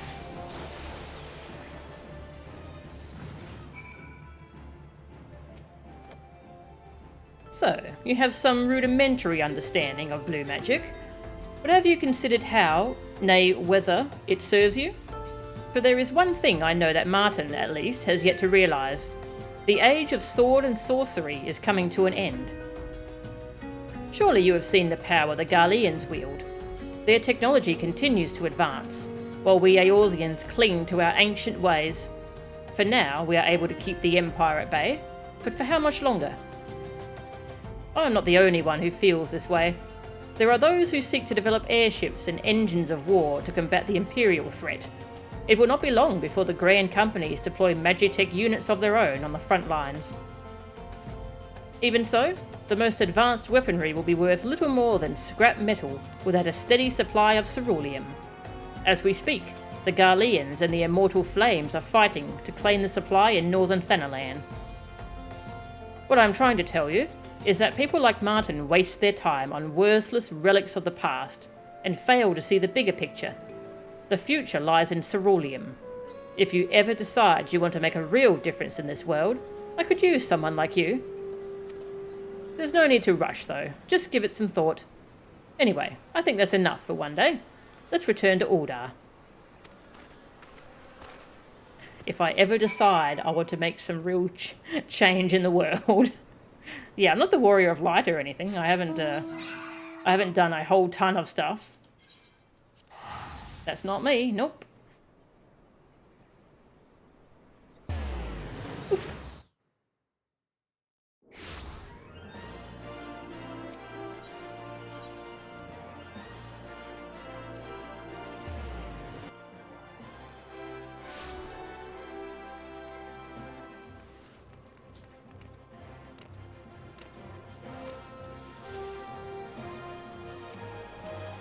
Rustrak looked pleased. Mel-chan show him 1,000 needles, yes? No, I used Shock Strike. From Ramu. Zappy Zap.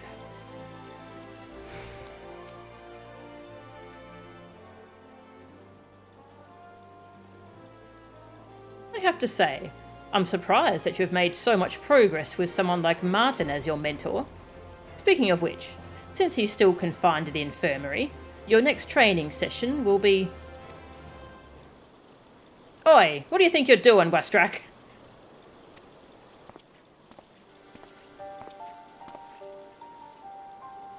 Martin, Kyrujin tell you to stay in bed.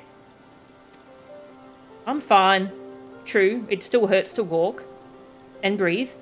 But how can I lie there when my apprentice is trying so hard to earn a spot next to me in the arena? You needn't worry about Mel-chan. Even without your guidance, she is well on her way to becoming a competent Blue Mage. Actually, while you're here, there is something I wish to discuss. A proposition, if you will. I heard about the links you are going to for the sake of the Wallaki. Why didn't you come to me? For what? You'd only laugh in my face as soon as you realise there's no money in it. Or have you forgotten what happened when our research funding got cut? All of a sudden, you couldn't give a Kikurn's ass about blue magic and the people who'd shared their homes with us. That's hardly fair, Martin. How could I carry on without bankrupting myself? Make no mistake, I'm as grateful to the Wallaki as you are. We may have gone our separate ways, but there's never been any bad blood between us. Seeing as you're in no position to help anyone from your sickbed, I'd say that letting me lend a hand is your best option. Suppose you've got a point. The quicker we can produce the medicine, the more lives we'll save. With my resources, it'll be ready in no time.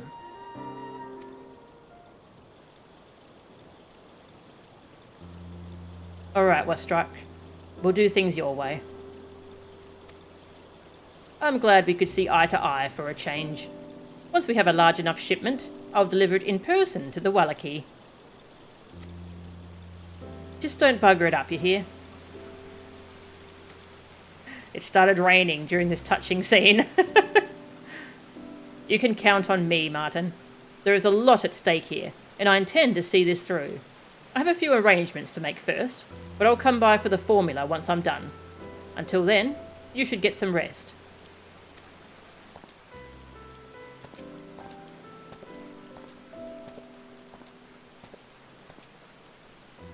You know, I never thought he'd raise a finger to help anyone but himself. Maybe he does have a shred of decency after all. I hope he hasn't been putting any funny ideas in your head, though. It still seems strange that he's shown an interest in your training in the first place. What's in it for him? I'm probably just overthinking, as per usual. I suppose it's my fault for not being there for you. And you won't find anyone, besides me, of course, more qualified to teach blue magic. Unless you fancy making the trip to the New World, that is. One thing I can do is tell you which spell you should be learning next. It's called Glower, one of my personal favourites. If you can master this, I reckon you'll be ready to enter the masked carnival. Best of luck, Mel-chan. I should go back to bed if I want these wounds to heal. Since I won't be up and about for a while, you should continue to follow Lituljar's lead for now.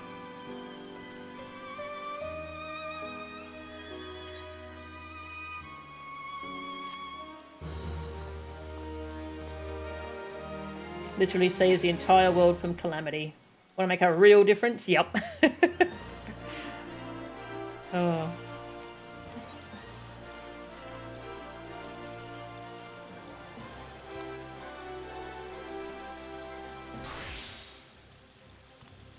Martin must stay in infirmary. Martin asked for blue bandages. But only have white. Silly Martin. Always thinking blue this, blue that. I hadn't seen that line before. Blue bandages. That's great. The real folk blues. The Tooljar is doing a fine job of holding the fort in Martin's absence. Melchan learned Glower, yes? Then Melchan succeeded, just as Martin said. The Tooljar will tell Martin.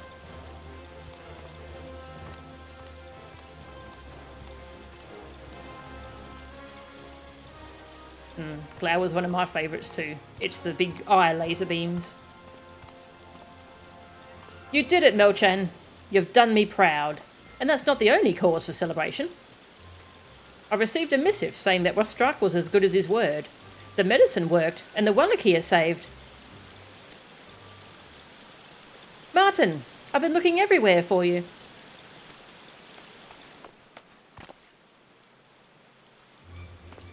Serda? How did you get here? Never mind that. I have something urgent to tell you.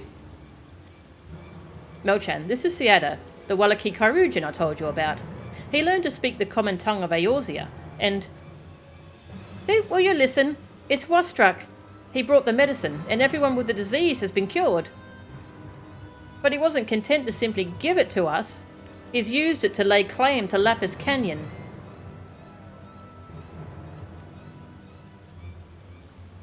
But why would he...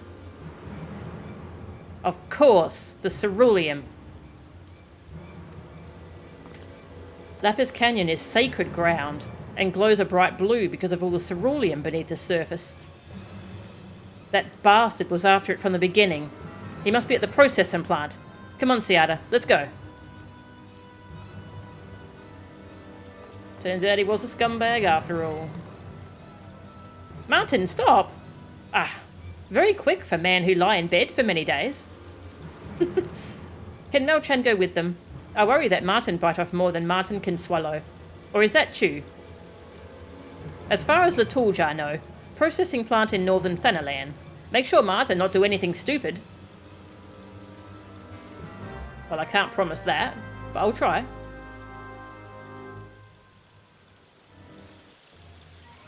The blue song. Yeah, that's all I can think of when I'm playing Blue Mage. I'm blue. Dabba deeba dabba die. Actually, that's the name of the achievements for leveling up Blue Mage. It's Dabba Dee.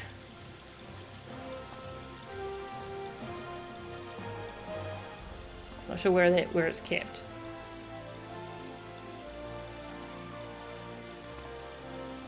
Character? Yeah, Dabba Dee. Achieved Blue Mage level 40.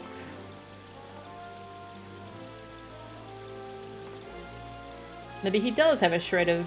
Oh, never mind. There it is. Martin never listened to Kairujan. Martin never listened to anyone. Oh, like a concerned parent.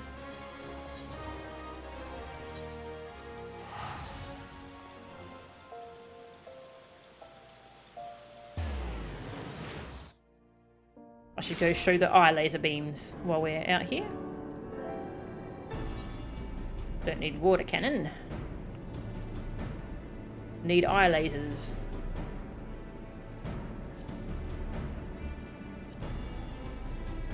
Eye lasers. Where are you? Definitely not that far. It's so hard to find the spells I want. Where? There it is. Number 10.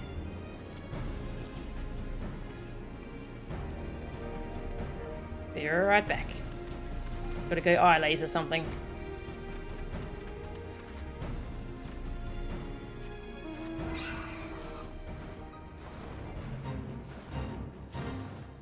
Basilisk.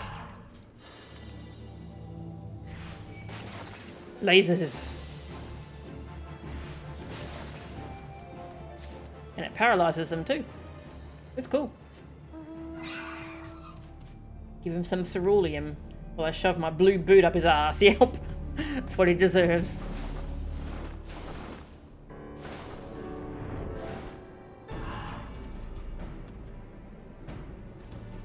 The Wallachie have lived in the light of Lapis Canyon for generations. We can't let it be destroyed by Wastrak's men. Why must he be so stubborn? Ugh. I just want to punch him so freaking hard.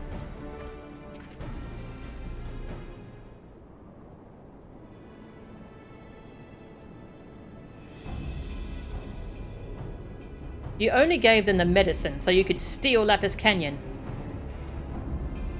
Steal? Don't speak to me like some common thief.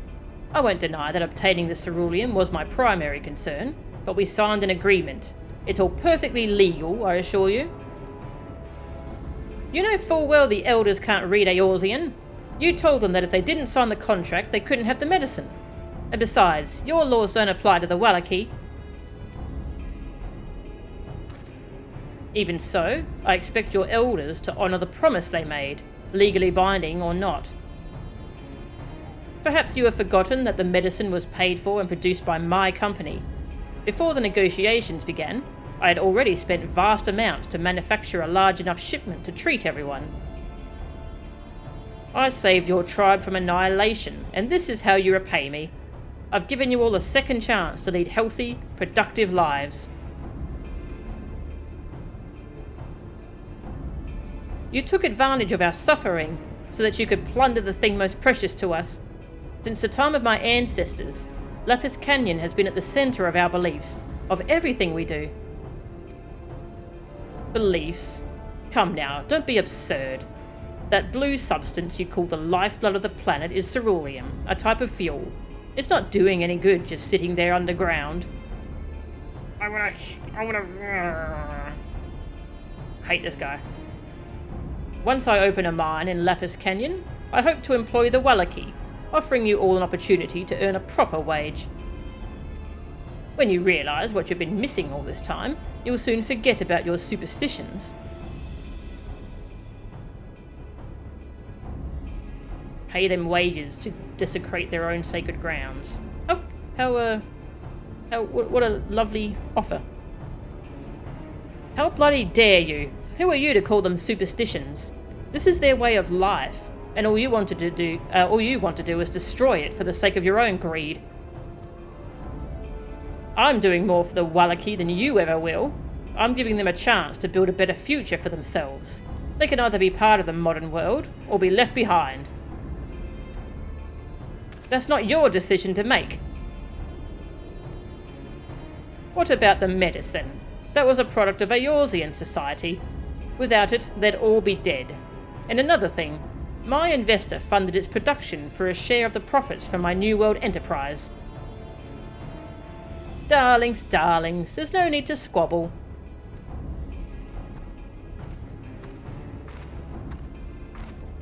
I admit it, I'm Wastrak's backer. It all started when I told him about Martin's plan to save the Wallachie from the epidemic.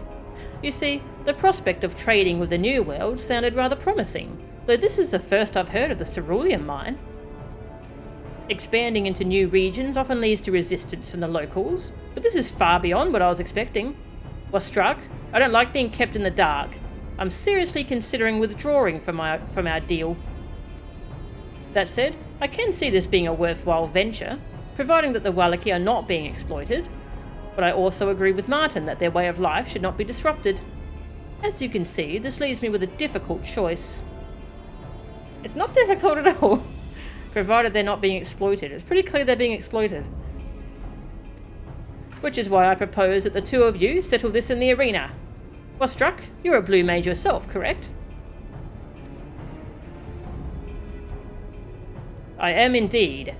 Though I should warn you, Martin was never a match for me, even before he was chewed up and spat out by one of your pets.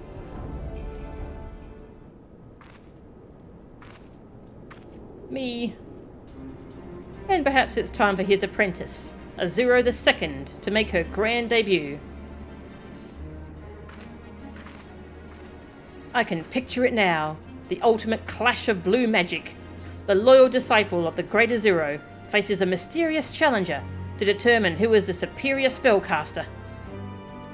If Melchan wins, I'll cut off my funding for the Lapis Canyon project, and the lands will return to their original owners.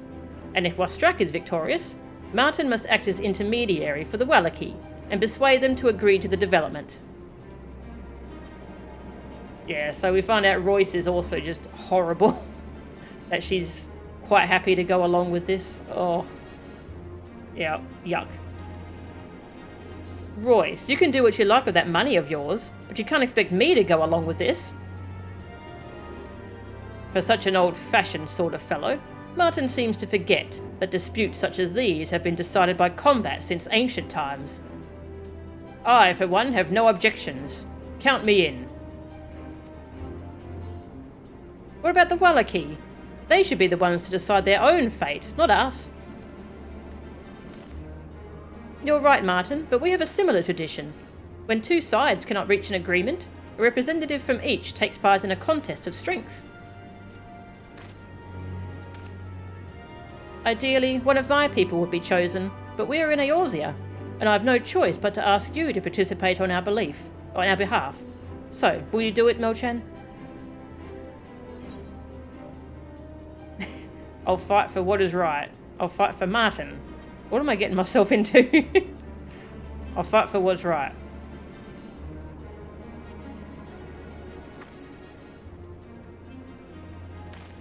Very gallant of you, my dear. The crowd will lap this up. First things first. Let's get you two into your costumes and take a look at that magic of yours. I want to know what my audience will be getting when the big day arrives. Come along.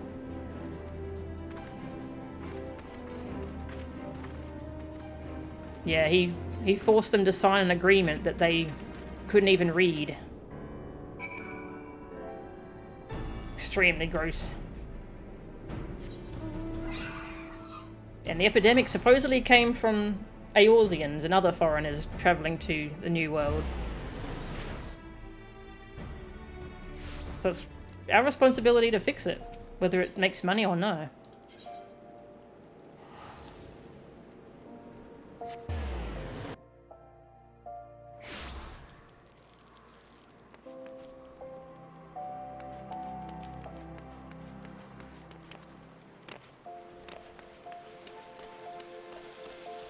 People. Please, you must defeat Wastrak. He's a cruel, heartless man, so don't show him any mercy. Bloody hells. How did we let Royce talk us into this? Thank you for bringing Martin back to Uldar. The Tuljar are glad he unharmed, but he in very strange mood. The Tuljar want to know what is going on. I've always liked you, Melchan, so it'll be a shame I'll have to give you a damn good thrashing in front of all those people. I have a lot at stake, so don't expect me to hold anything back. You'd think he'd have heard of the person who defeated the Ultima Weapon. Apparently not. Oops.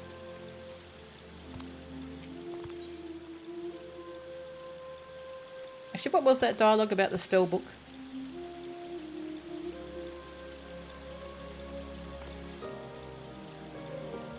Melchan should not complain. This book very rare. Once you've both changed into your new costumes, I'll see you in the arena. This way, my darlings.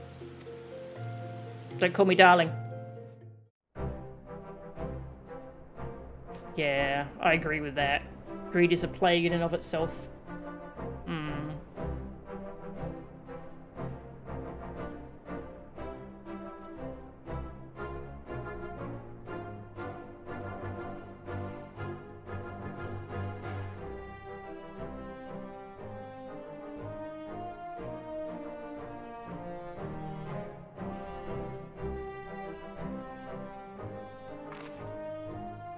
Melchan, my dear, are you ready?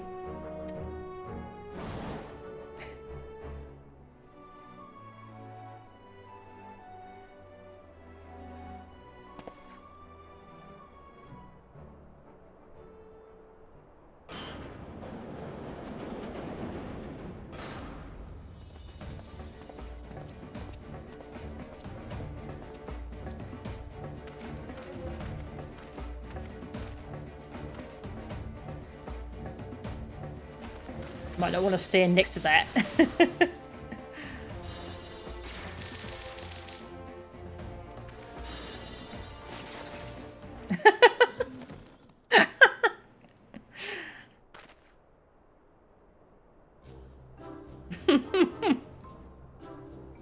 But you missed. No, Kahilja not think so.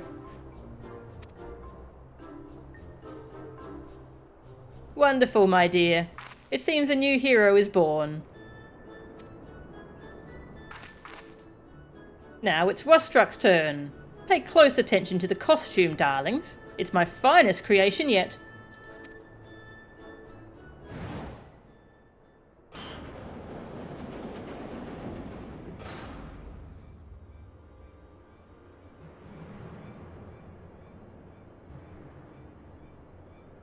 He's got quite the costume. He's floating.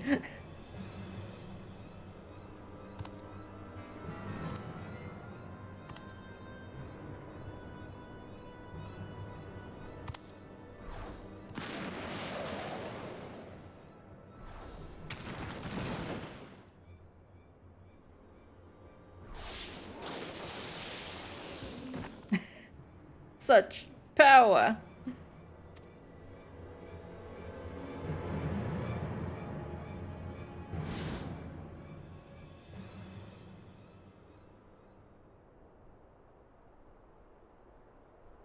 The dread warlock who transcends dimensions of time and space. Azulmagia. There has to be a reference to something from a previous game, right? Why must I be the villain? Am I the baddies? It's all part of the act, my dear. What could be more thrilling than an epic struggle between good and evil? You mean to tell me Wustruck is inside that thing? And why is he floating? For dramatic effect, of course. If you must know, it's a cerulean levitation device. Surprisingly cheap, too. Apparently, there isn't much practical application for the ability to float a few ilms off of the ground. I'm still not convinced it's entirely necessary, and the costume is rather more flamboyant than I would have liked. But if I'm going to do this, I may as well enjoy myself. I'll show the audience what a real Blue Mage looks like. That's what I like to hear. It's sure to be a performance they'll never forget. Right here at the Masked Carnival. Not to put too fine a point on it, Melchan, my dear, but I think you'd benefit from some practice before starring in the main event.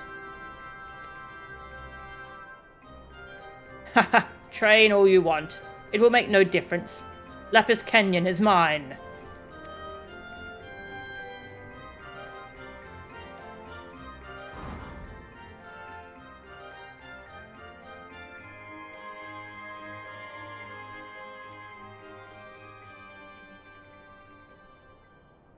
Corn demand blood. Yeah, it's definitely fine. Don't let Wustruck intimidate you. I know you can beat him. I still can't believe this is happening. Melchan's glow are very painful. Not refreshing either. Only painful.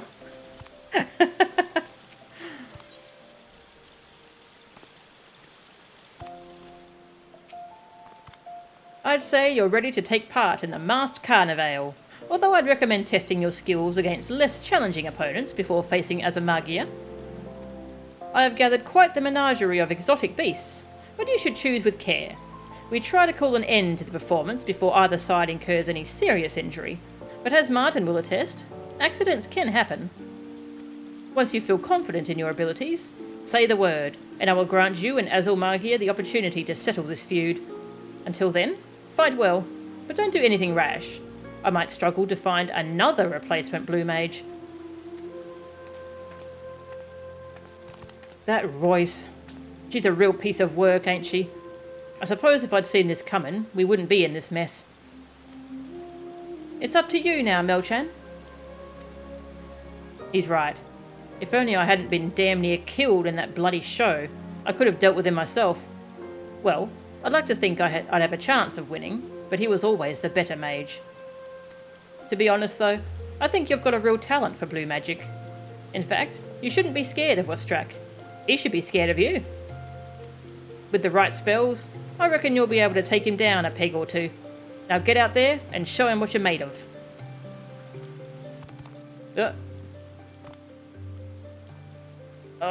Look at me getting all worked up like that. I'd better head back before the Kyrusian realizes I'm gone. Hopefully I'll be allowed out of the infirmary to watch some of your performances, though. Best of luck, No-chan.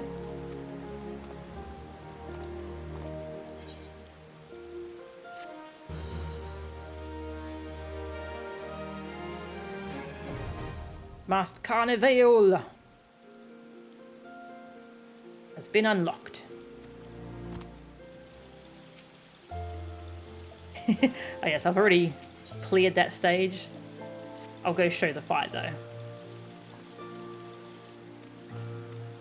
So the Master Carnival is over here.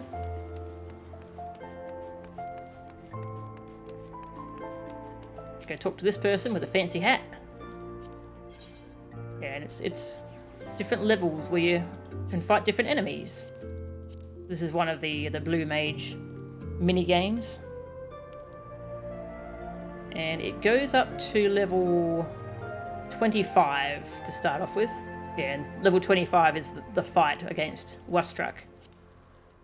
And you have to clear that fight in order to progress in the questline. It's a really interesting mini game because different enemies they're vulnerable to different things. This one can be petrified but not paralyzed or interrupted. Vulnerable to death. Things have like different resistances and weaknesses to different elements. So you get to play around with a lot of your different abilities and your move set. Let's do the first level. They do get pretty complicated though. It's a pretty fun feature. Level 1. I won't show all the levels because there's kind of a lot.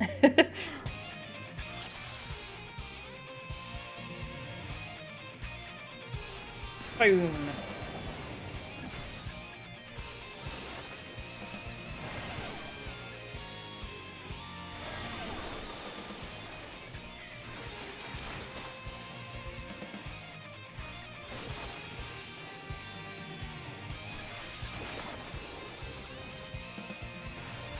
Heal myself.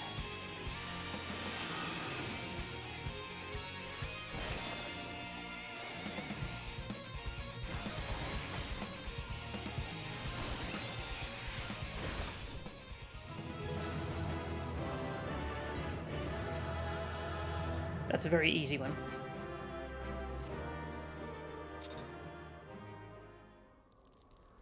Some of the later ones have multiple stages. And each week there's certain ones that are marked as a weekly reward. And there's special achievements you can get on different ones. It's a pretty fun little mini game. Yeah, I recorded my fight against Azulmagia, so I don't have to do it again, because I don't even remember what loadout I used. It's a 3-stage fight. Question mark.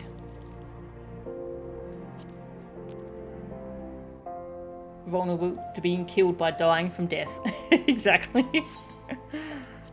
And there's a lot of special enemies in there you can get special moves from as well, which is pretty neat.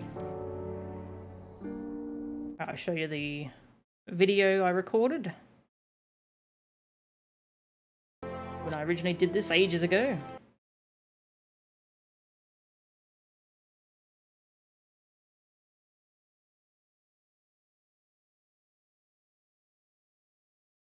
Okay, did I get it first try or did I have to... I failed.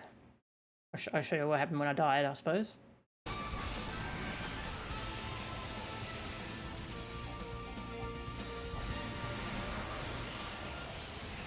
He puts a huge slow on you, and you have to use that teleport move to escape the death meteor. Let's see, is this the kill? Yes, it is.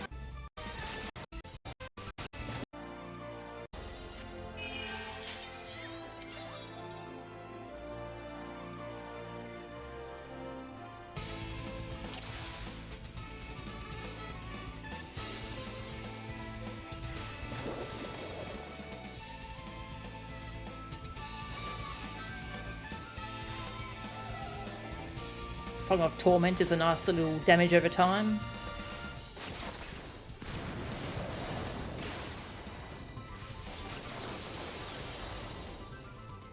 So he uses some moves that you get access to, so you can kind of learn what he's doing. Yeah, and Dragon's Voice, that's a donut kind of thing. You're staying close to him.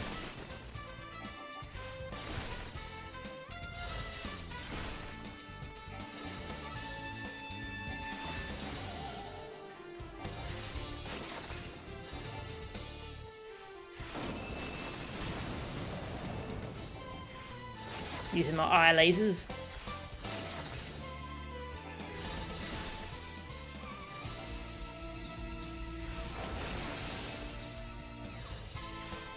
Suddenly, things to dodge.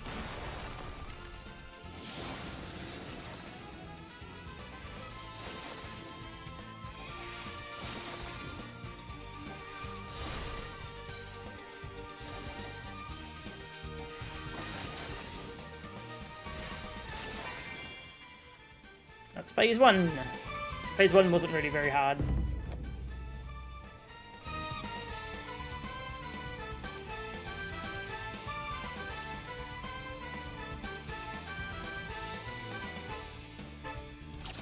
Phase 2! I forget what he does. Let's see.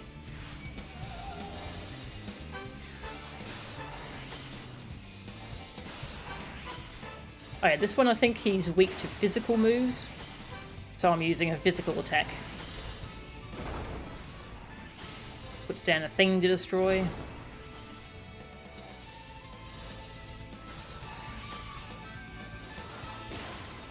That's right, yeah, I think in phase 1 he resists physical. And then in this phase he resists magical. So you make sure you bring a good one of each.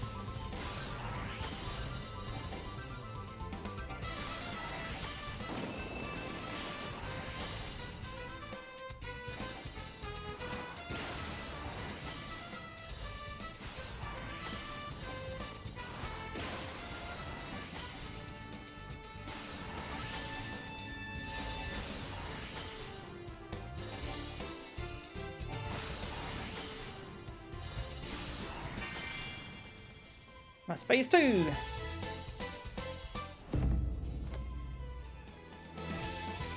I just turn into Freezer. Yes. Oh, it's such a cool move.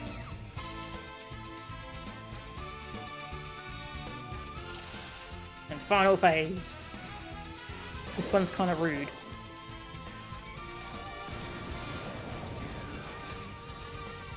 Oh yeah, he swaps between magic resist and physical. So you have to keep an eye on his debuff, on his buff.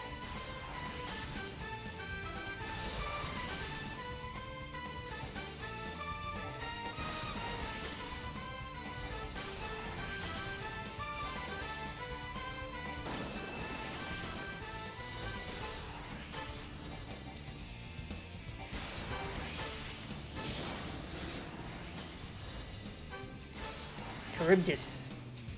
So that's the tornadoes.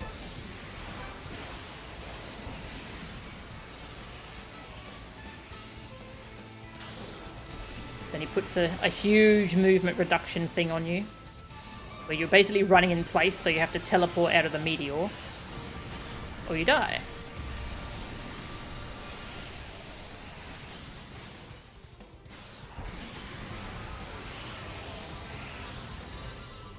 It's a little hard to see at times in this phase.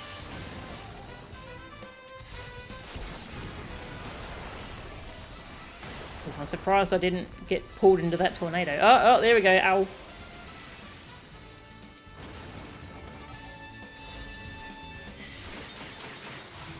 Arr.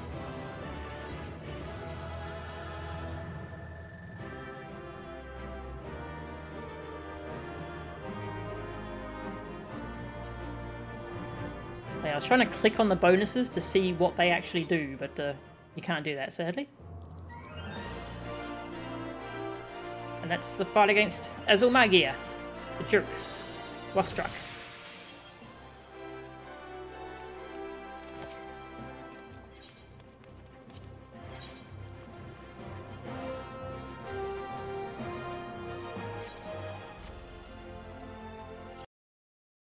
Boop. Alright. Back to the game.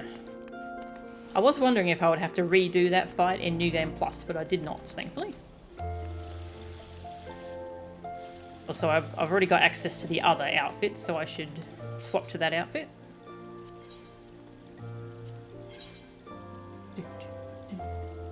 Yeah, level 50. Spirit of the Wallachie. Magus' mask. It's the outfit that he's wearing.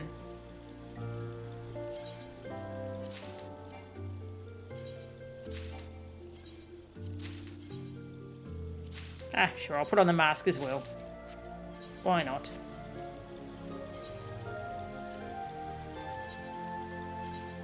Get rid of the glamour on that. I like this appearance for the weapon. Little wolf's head kind of thing.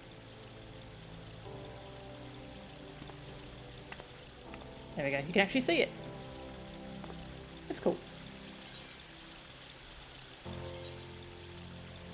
Magus' mask.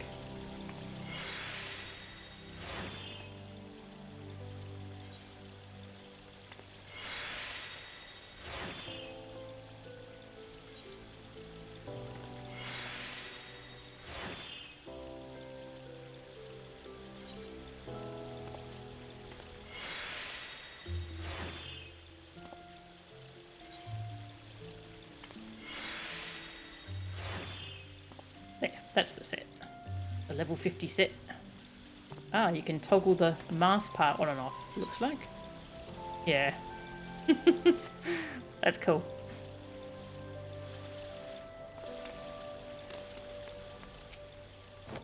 You did it!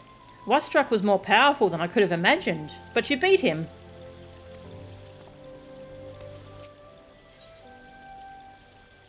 Melchan beat Wastrak. Now Melchan's strongest Blue Mage. Maybe Martin should be your apprentice now. Hang on, what's your dialogue if I'm... Melchan beat Azulmagia, but now Latuljar must give Gahiljar 10 gil. Why, say Melchan? No reason.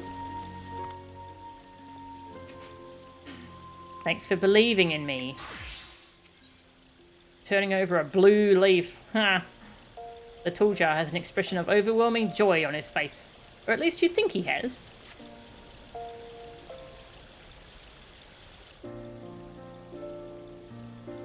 Melchan beat Azulmagia. Latuljar cannot believe it. I mean, I can believe it, because Latuljar always believe in you. Anyway, well done. Then why do you owe... yeah. I cannot thank you enough. Lapis Canyon is safe.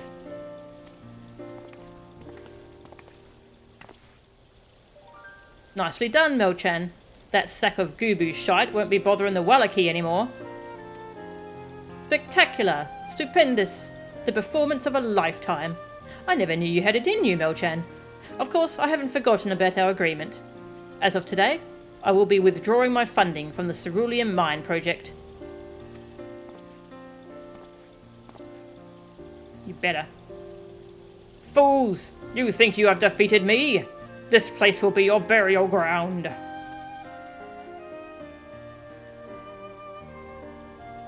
Ha! I tricked you for a moment there, didn't I? I must admit, I had grown rather accustomed to playing the villain, but enough is enough. Don't worry, you're always the villain. The fact is, I lost our wager. So it's time I put an end to my plans for Lapis Canyon. I'm a businessman, not a monster. And I have you, Ciada, and Martin to thank for reminding me of that. The New World is a vast, untamed land, and there are bound to be ways to acquire ceruleum without mining on sacred ground. Royce has even agreed to fund my next expedition. I will be leaving by ship within the next few days. Ciada, would you care to join me? With you as my guide, perhaps I can avoid repeating the mistakes I made with the Wallachie. You're serious, aren't you? I accept your offer, if only so that I can keep you away from our land. Actually, I have heard of several places similar to Lapis Canyon, to which no one has laid claim. Then, you and I have much to discuss. But first, I must prepare for the voyage. There is much to be done. I'll never forget you, Melchan. If you ever have a chance to cross the Indigo Deep, you will always be welcome to stay with the Wallaki.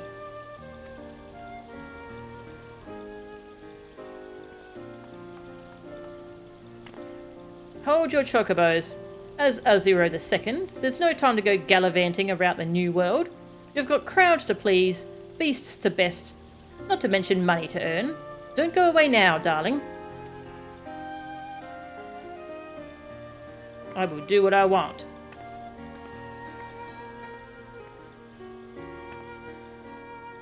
I go through all the trouble of getting better and squeezing back into my costume, but it looks like you're her favourite now. Bloody charming that is. Mind you, the epidemic's over, so I don't need to dance to her tune anymore. So why is Martin still dressed as the Greater Zero? Well, there's no harm in earning a few gil while I think about my next move, is there? Let tall jar say Martin, just like attention.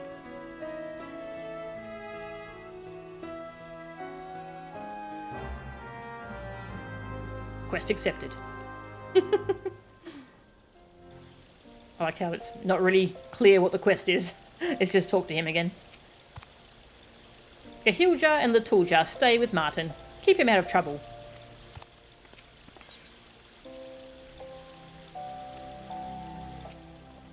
Something's occurred to me. All this business with the Greater Zero and Azuro II's got everyone talking about blue magic. Those stuffy old bookworms in the Arcanist Guild never listened to me before, but this ought to make them take notice. In fact, I'm thinking about opening a Blue Mages Guild, partly as a way of rubbing my old guildmates' noses in it for rejecting my research, but also to help spread the knowledge across Eorzea. I'll need a fair bit of gil to get the idea off the ground, though. All the more reason to carry on as the Greater Zero. I'll show them that not even being half-eaten by some beast can keep me down.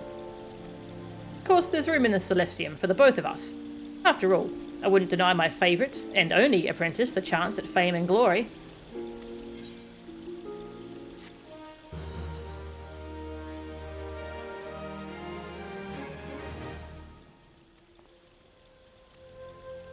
And that's the end of Blue Mage Part 1. We can probably do Part 2 as well, I reckon.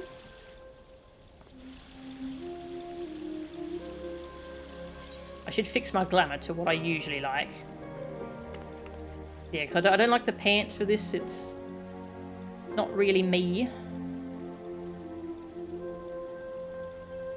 What did I use for the pants?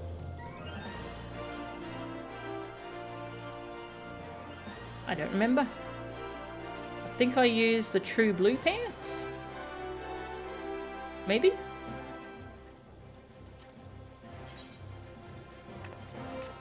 Not sure why they're not in my inventory though. I lost them. You know what? I'll fix this up later. New Game Plus. Part 2. This is from 50 to 60. This was in early Shadowbringers patch content. Commence.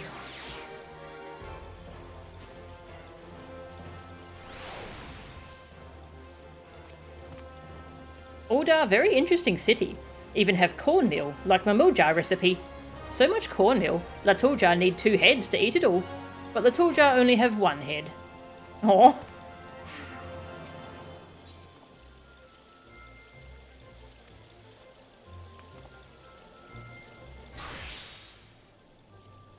Hello, mate. How's the spellbook coming along?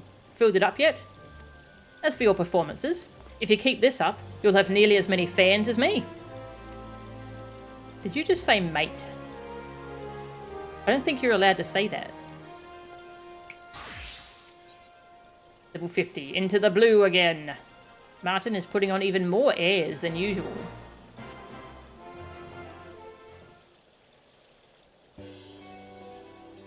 Hello, mate. Please stop. Been polishing your skills, have you? I'll admit, I've had a fair bit on my plate recently, what with performing at the Celestium and running the Blue Mages Guild.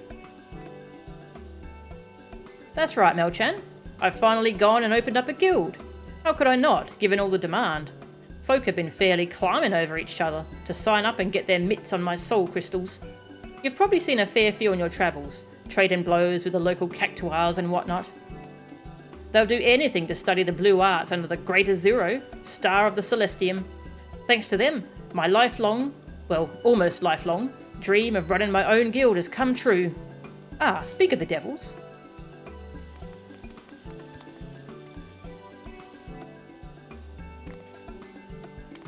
They're so cute. Why, if it ain't two of my star pupils, Piyandi and Nutiba. Can it be true? Has Azuro the Second at long last deigned to grace us with her presence? I can't believe we finally had the chance to meet you in person. Please, I beg of you, accept us as your apprentices. We'll follow you anywhere.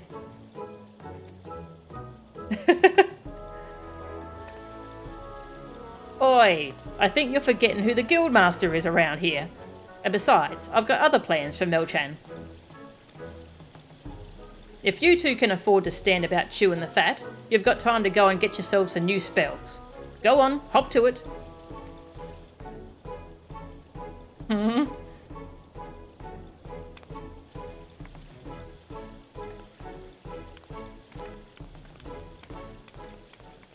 I nicked my blue trousers? Yeah. I might go change it actually, because I do like the blue trousers a lot more. Gods give me strength. If they ever get their heads out of the clouds and into their spell books for a change, they might bloody learn something. Bugger me, I nearly forgot that I'm supposed to be performing soon. Fancy coming to see your old friend, the Great Azuro, in action? Nod. Of course, you won't be watching from the stands with all the unwashed masses. I've got a front row spot with your name on it.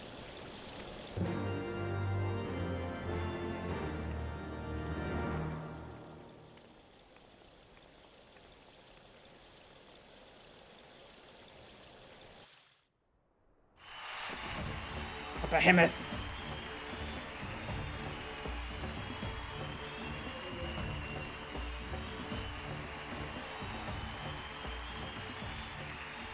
Ladies and gentlemen, please give a warm welcome to the magnificent, the stupendous, the Great Azuro. Not to be outdone by his apprentice Azuro II, he has handpicked one of our most fearsome pit fiends as his opponent, the savage, the gargantuan Kron Prince Behemoth.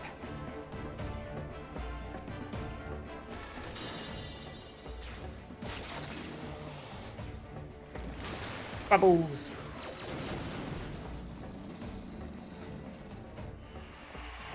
The Great Azuro opens with a volley of his tried and true spells, yet the Behemoth shows no signs of backing down.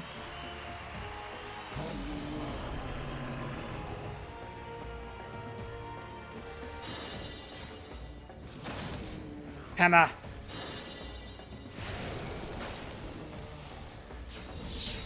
Ooh. That one's cool. I don't have that one.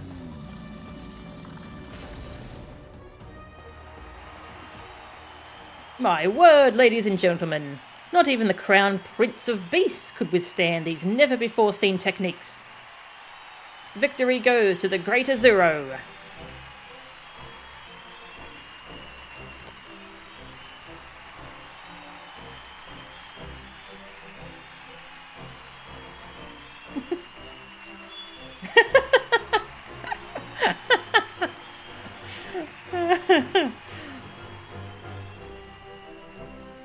I think that might be the appropriate thumbnail.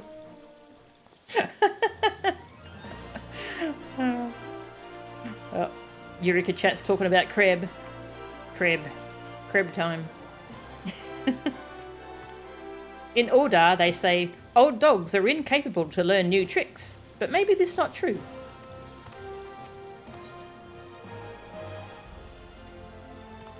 So I think the spells he was showing off there were some of the new ones added like during this patch that these quests are from. I don't know what that golden one was. I don't have that spell, I don't think. Probably from a primal. maybe. Might be from one of the Warring Triad. I think they all have ones, don't they?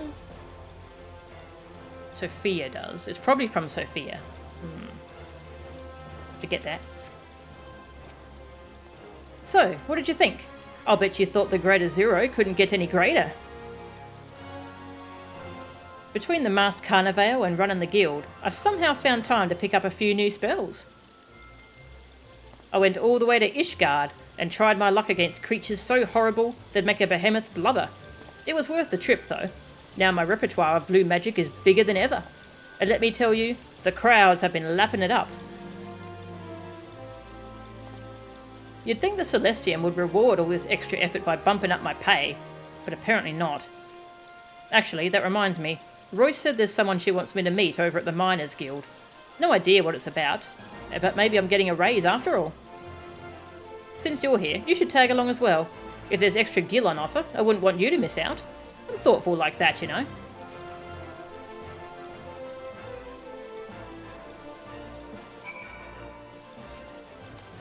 Did Martin say Miners Guild? Perhaps they want you to use self-destruct to clear tunnels or something.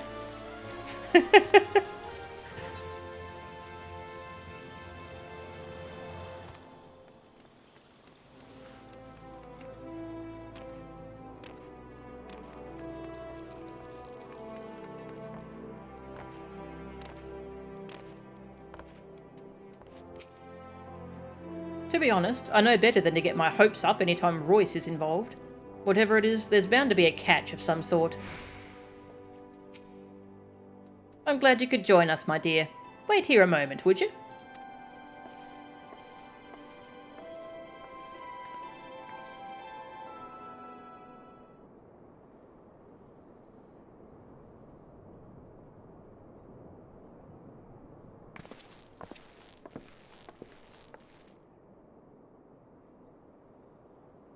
It is my privilege to introduce the great Master Feargeist, esteemed member of the Syndicate, and chairman of Amagina and Sons Mineral Concern.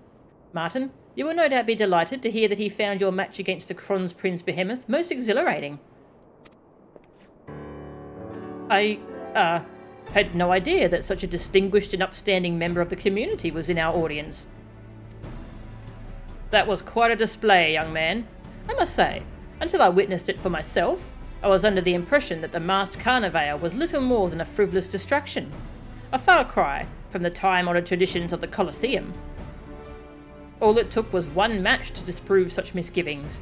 This blue magic of yours is truly a spectacle like no other. That's, very kind of you, sir. And would I be correct in assuming that we have your support? Why, yes. From this day forth, Amagina and Sons Mineral Concern shall provide all the financial backing you should require. You do us a great honour, Master Feargeist. Now that has been decided, there are other, rather less interesting matters to which I must attend. I shall have my assistants draw up the necessary contracts and so forth. And with that, I bid you good day. I think this guy showed up in the Endwalker quest as a fun little Easter egg. The only interaction with Behemoth you have is Monster Hunter World. I still haven't fought Behemoth in World. It sounded terrifying. Now, I suppose you're wondering what has prompted all of this. Well, the Masked Carnivale has become a roaring success, for which I have the both of you to thank. Our menagerie of pit fiends has been eating into our profits, in a quite literal sense. Simply keeping them fed is monstrously expensive. And there is the fact that the crowds will soon grow tired of us dragging out the same old creatures, so we need to invest in having ever more exotic and dangerous beasts brought in by experienced adventurers, which costs a pretty gill as well. That's why I invited Feargeist to visit the Celestium.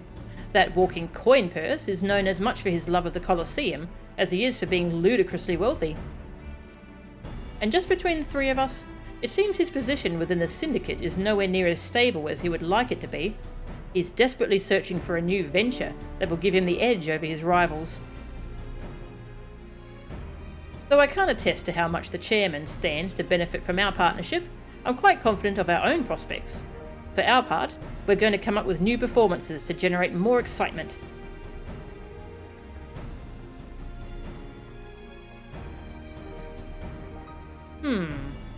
So that's Master Feargeist. It's good to finally put a face to the name. I wonder if Amagina and Sons would be interested in propping up the Blue Mages Guild. Was I thinking out loud? Forget I said anything. Anyway, I can't wait to see what the lads back at the guild make of this little development. Shall we?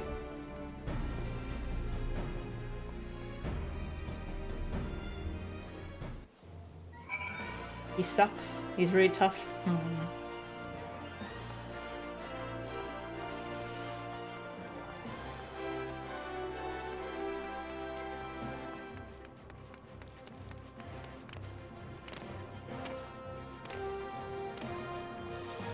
I do like the crossover on this side of the thing.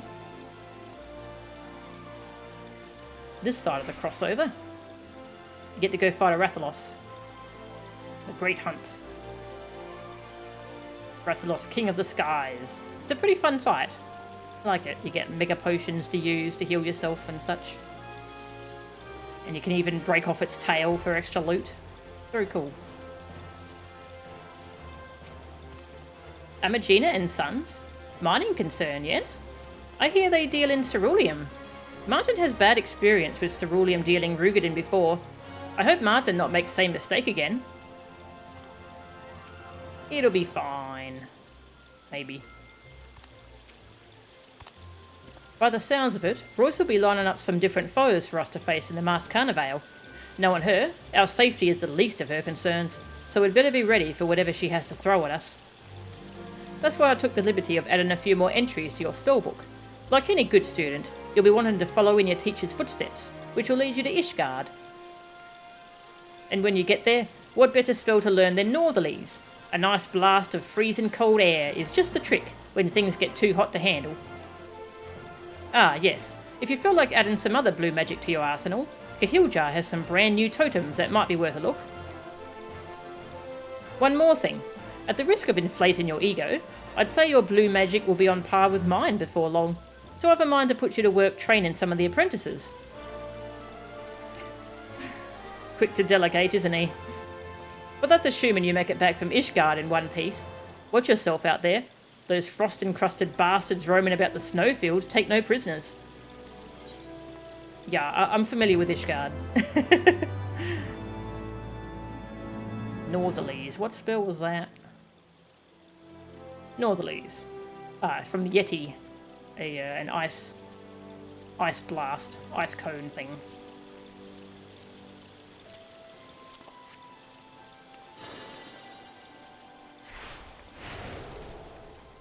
Cold.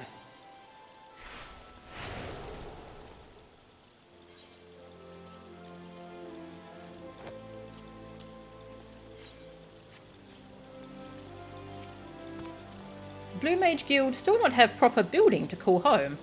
When Martin say, return to the guild, he mean this street corner where we always stand. And keep guild afloat mean put money in Martin's pocket.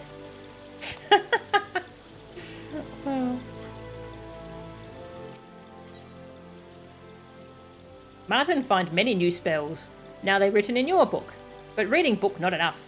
You must learn them for yourself.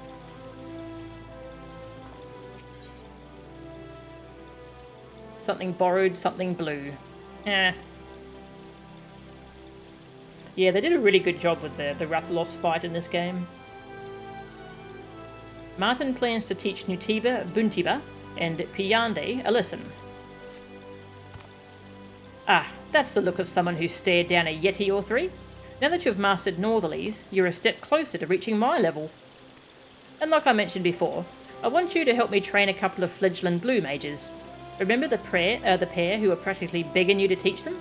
It looks like they'll finally get their wish. I'll meet you over in Hammerley.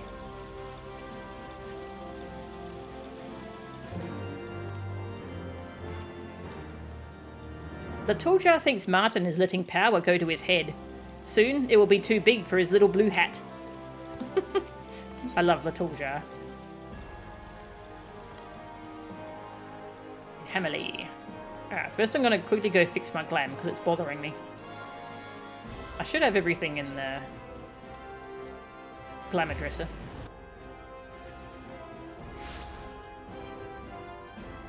You're a hammer main too? Nice, I'm a hammer main. Yep, tails are what my boyfriend's greatsword are for.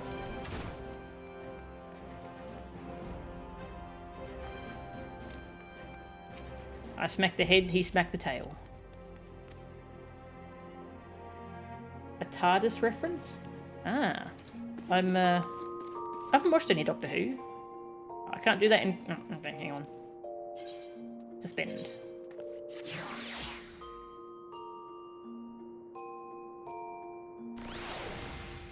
Gotta fix my appearance. I'm pretty sure I got the pants in here. True blue. That's better. Actual pants. And I prefer the true blue hats.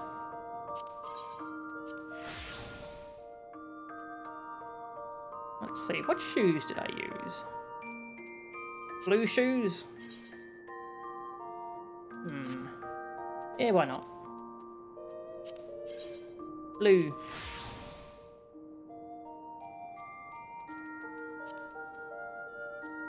Okay, and both sets of gloves are white. I'll keep these ones. There we go. That looks better.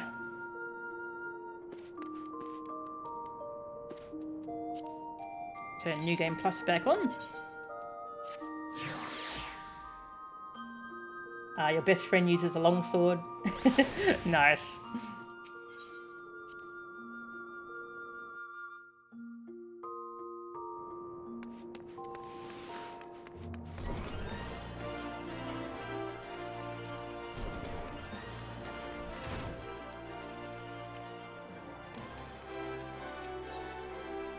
Alright, where are we going? This way. Bunga bunga for life. Yes. Ah, the hammer's just so fun to use.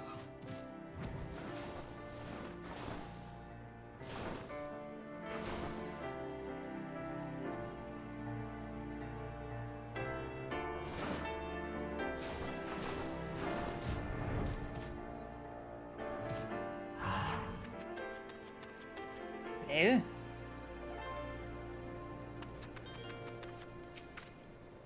If I'm dreaming, don't wake me. I wouldn't miss this for the world.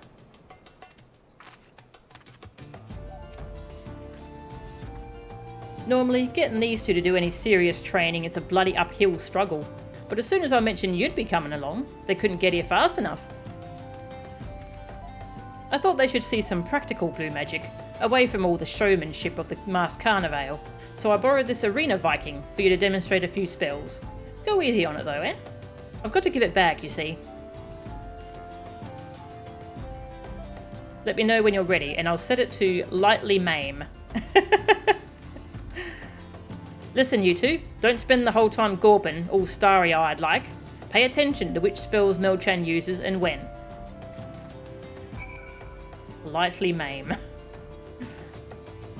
May I say what an honour and a privilege it is to receive the tutelage of a true master of the blue arts. We normally only get to see you from the cheap seats at the Celestium, so this is a real treat. Come on then, you bucket of bolts.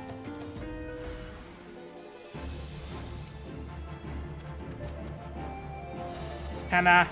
Clonk. Explosion.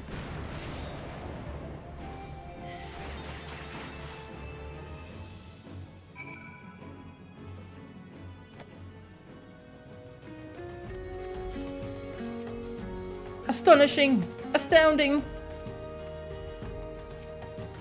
You made that look easy. Well, I am level 70, and it's level 53. Haha, just like I taught you. Ahem. Such fluid movements, and your footwork was a sight to behold. It didn't stand a chance. You kept attacking and attacking until it was a smoking pile of scrap. Yes, very impressive. We'll talk about this later, Melchan. I think that's more than enough for the time being. Back to Uldar, everyone.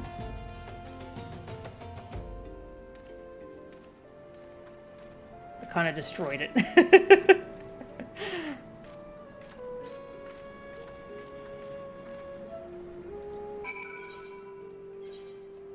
Oops. The gun lance. Gun lance is pretty cool. I've always wanted to get better at gun lance.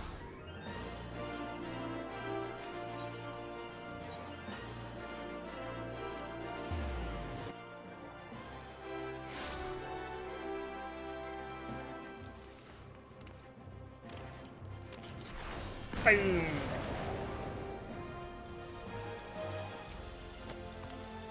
Was Martin usual, humble self?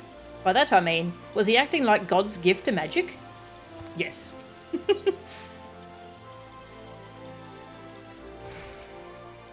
I sent Nutiba and Buntiba and Buntiba and Piandi off on a couple errands for the guild, but they'll be here soon.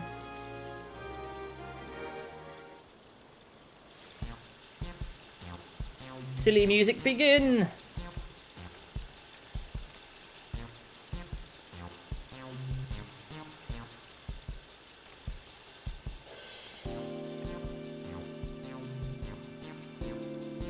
Gods be good! Those are not the fees that we agreed upon. Mammoths and guest instructors don't come cheap, you know. And besides, a few extra gil will seem like a small change once you're fully fledged Blue Mages. You won't regret this, I promise.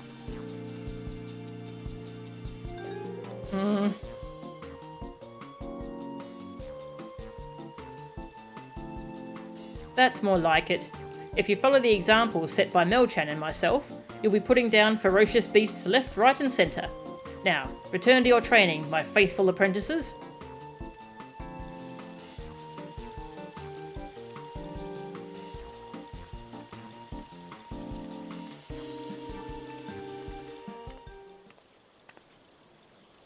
Bloody hells, what do they think I'm running here? A charity? I didn't realise you charge for these lessons of yours. Shut up and give me my cut. Shut up and give me my cut. Calm down, I haven't forgotten. Don't get your hopes up though. The rates are nowhere near as steep as those two make them out to be. Just enough to keep the guild afloat. More importantly, something else has come to my attention. My apprentices ain't the only ones who go off looking for enemies to test their skills on.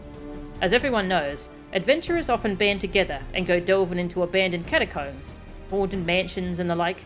They'll normally decide beforehand who does what, according to their areas of expertise. One to lead the way and draw out the beasties, a couple more for general stabbing, burning and so on, and maybe someone to see to any mangled limbs and gaping wounds. In other words, they all have a certain role to fill. Tanks, healers and DPS. But when I heard that groups of Blue Mages had been doing just as well without specialising in any particular role, I was thrilled to bits. Why? Because this can only mean one thing.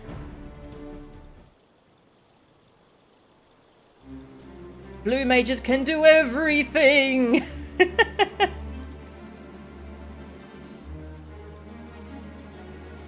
Attacking, defending, healing, you name it.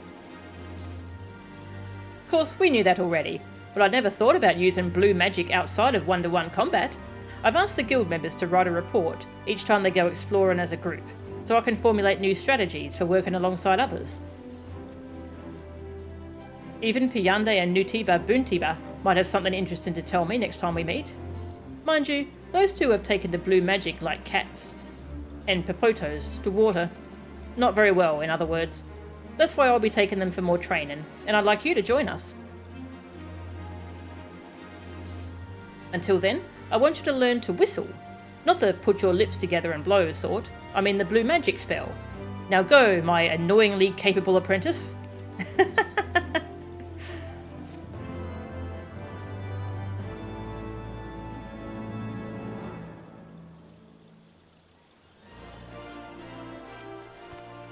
Martin always thinking about money, but why he's so poor? He only ever buy cheap food, cheap clothes, cheap everything. Where his Masked Carnivale money going? Are you in trouble again? I don't actually remember what happens here. Whistle. What was whistle? There it is, whistle.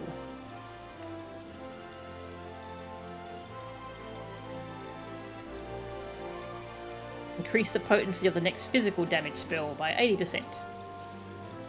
Fun.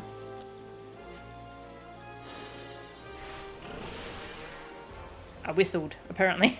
It was a strange sounding whistle.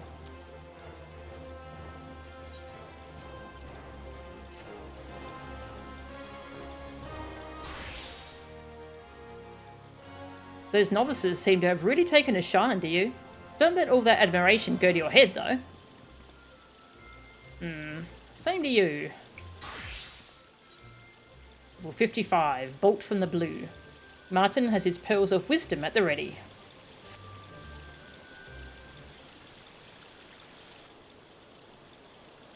Learned Whistle, then. I reckon it'll prove handy in our next lesson. Let's make our way to... Darlings! Just the mages I was looking for.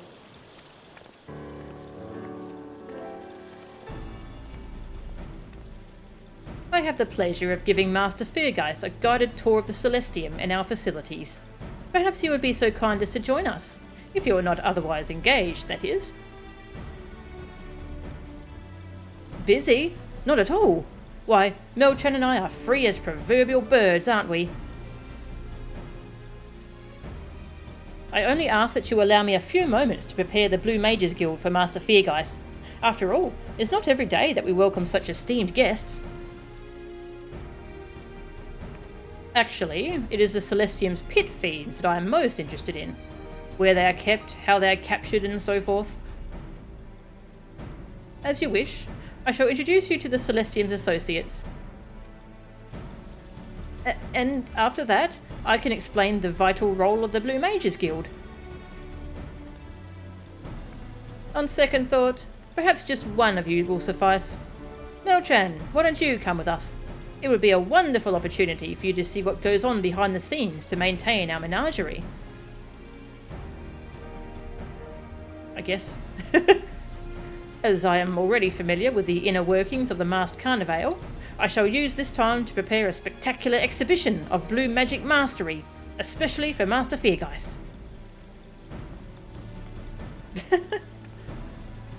Without any further ado, please allow me to lead the way to the Goldsmiths Guild.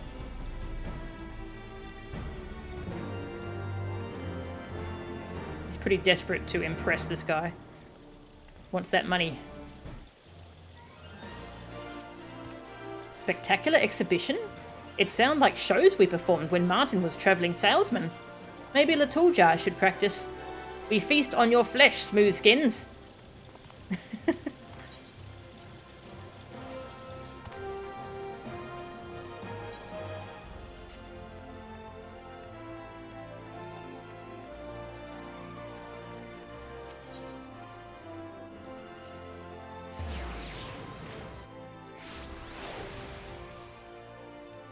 Gregarious Goldsmith. Why yes, Mistress Royce of the Celestium is one of our most generous clients. The Goldsmiths Guild. Not the first organisation that springs to one's mind when thinking of the upkeep of dangerous beasts. The Goldsmiths Guild provides many of the mechanical combatants that appear in the Masked Carnivale, such as arena Vikings and various other automata. Ever since the Celestium first began placing orders for mammoths, our artisans have been racing to keep up with demand. Most of them are constructed according to Charlayan designs, and even the more simplistic configurations are remarkably complex.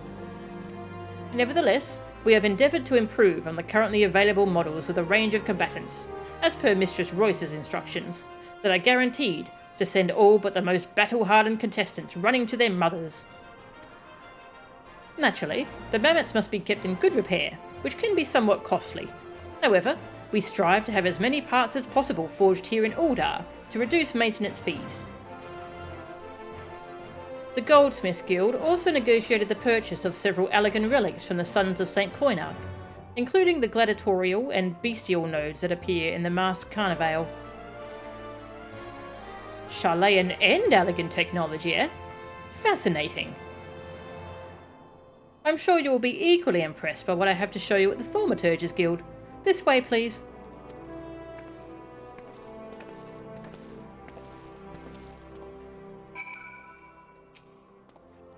Goodness me, you are Azura II, are you not? I must say, I am quite a fan of yours. I've always found you to be much more entertaining than that great Azuro chap.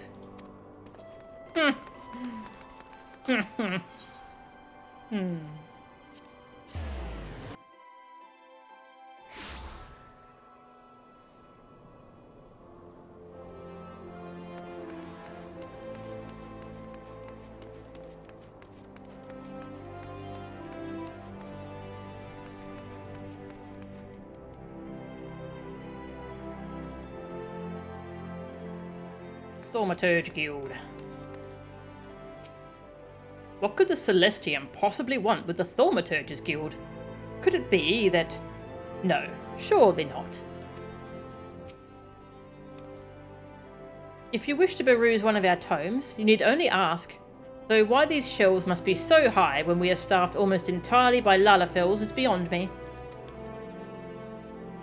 Gotta learn that levitate spell. It is no secret that the Thaumaturges Guild regularly summons a variety of void scent as part of their experiments, which we at the Celestium put to good use.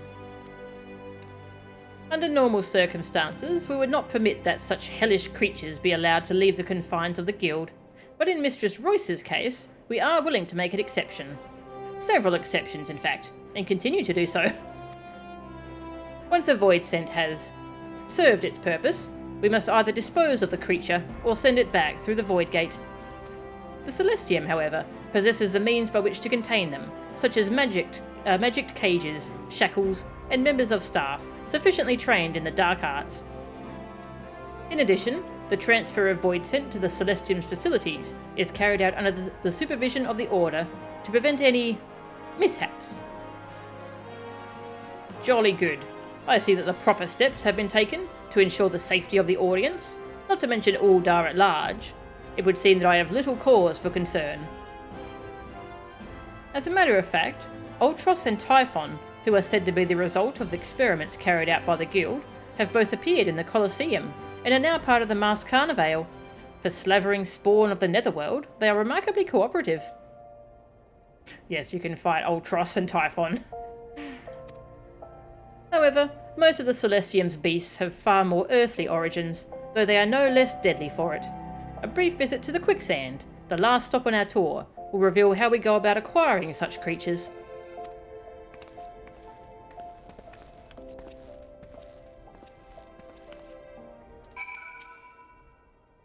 Our current arrangement with the Celestium provides them with a range of void scent, all the way from low-ranking bombs and flans to those from the higher rungs of the hierarchy, such as Carmela and Tikbalang. Tikbalang, that's quite a name.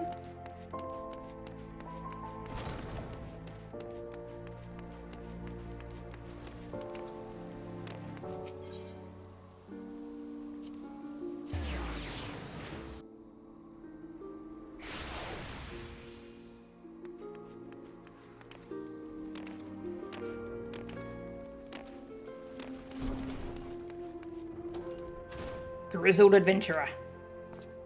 You're an adventurer as well, ain't you? I got an eye for these things, you see. I would not have expected that the Celestium would be in collaboration with the Adventurers Guild. Our contracts with the various branches of the Adventurers Guild ensure a steady supply of battle-ready beasts from a wide range of locations. You think killing a wild behemoth is tricky? Try not killing it, trussing it up, and dragging the bloody thing all the way back to Uldar. Ah, this one here knows what I'm talking about. I bet you've done your fair share of that. Tying them up with a rope, chucking them in sacks, that sort of thing. Yeah. It's hard work, to be sure, but the coin's alright. We only use the very best adventurers, and in the event of any accidents, well, we simply hire more to replace them. Haha, excellent.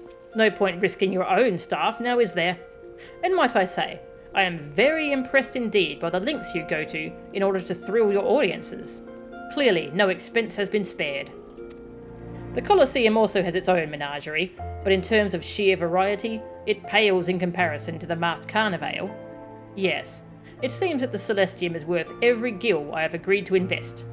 In fact, so overwhelmed am I by your professionalism, I am willing to increase the amount. Master Feargeist, your confidence in our operation will pay dividends, I assure you. Now, I believe that Martin will have finished preparing for his demonstration, so that he may give a glimpse of the entertainment we can expect from the great Azuro and his promising students.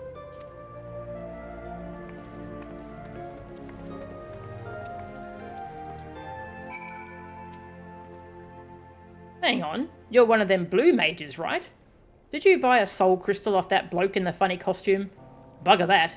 I don't trust him as far as I could throw him. Fair.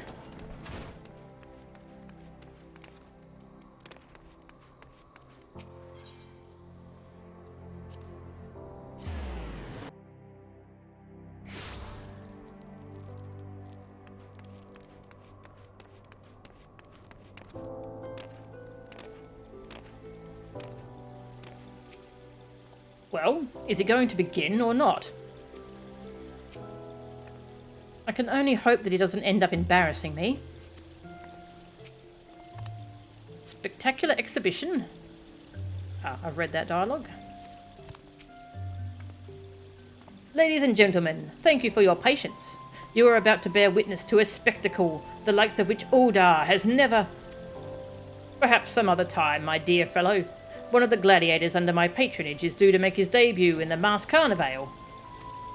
Would you all care to accompany me?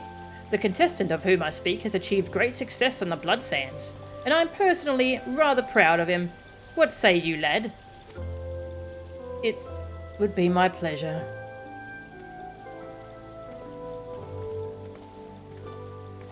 Well.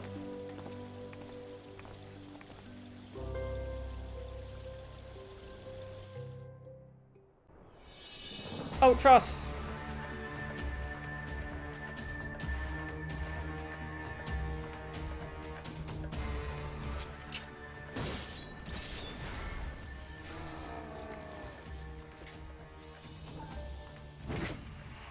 Incredible!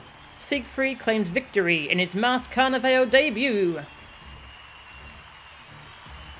This rising star of the Colosseum takes his name from the swashbuckling hero of myth. And as you can see, he certainly has the skills to match.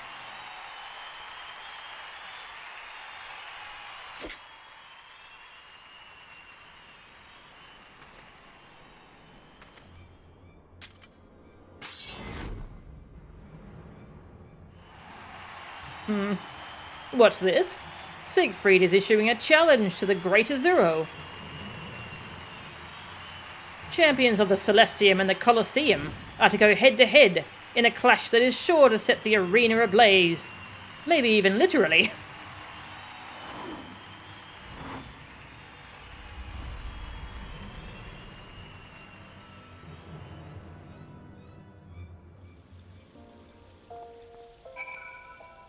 Well, that happened. This is an unexpected turn of events, and a potentially very lucrative one at that. I couldn't have planned it better myself. Normally, Martin only fights mindless beasts. The Talljar thinks fighting people very different kettle of fish, as saying goes.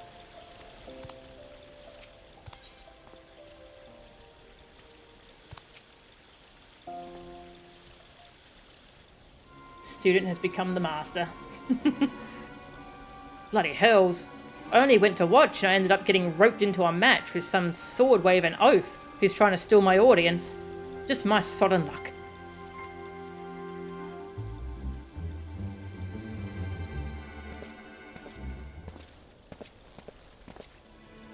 What a show that was! Though it would seem that the best is yet to come.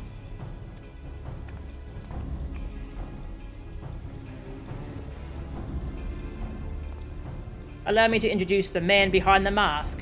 I present to you the commander of the Stone Torches, my eldest son, Zernberg. Of course, it's his son.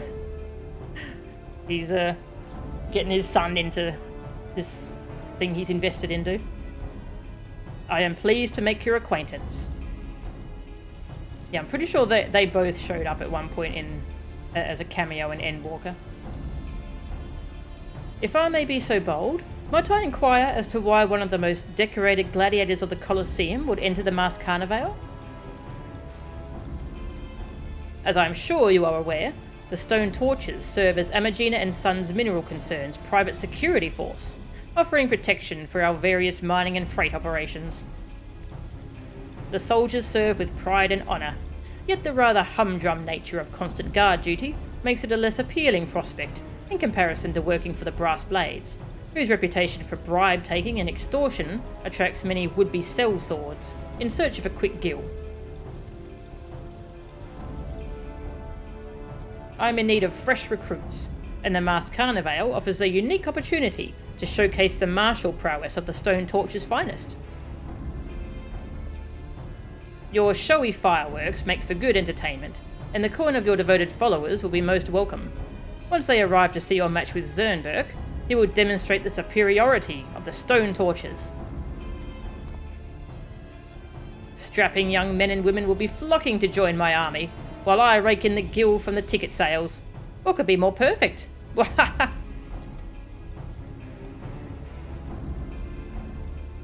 I have the popularity of your blue magic to thank for this opportunity, but beyond that, I have no interest in your parlour tricks. Nevertheless, I shall be taking a keen interest in your match with my son. Until next we meet.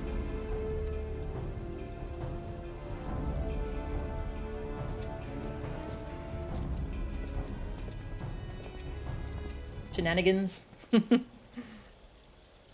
Those balls. This evening just gets better and better. To think, I passed up the chance to train my apprentices for the sake of that smug, shite-eaten windbag. I think I owe those two an apology. That can wait. You need to keep your mind on the match. Who knows, you might even win. And then, Fergus will have to eat his words. Might even win? Why, the thought of losing never crossed my mind. When I'm finished with that over-muscled Aurochs, his own daddy won't recognise him. I'd expect nothing less from the Greater Zero. Of course, I'll have to shuffle the schedule around to open up a slot for your fight with Siegfried. I need you to be in top form, so do whatever it is you Blue Mages do to prepare.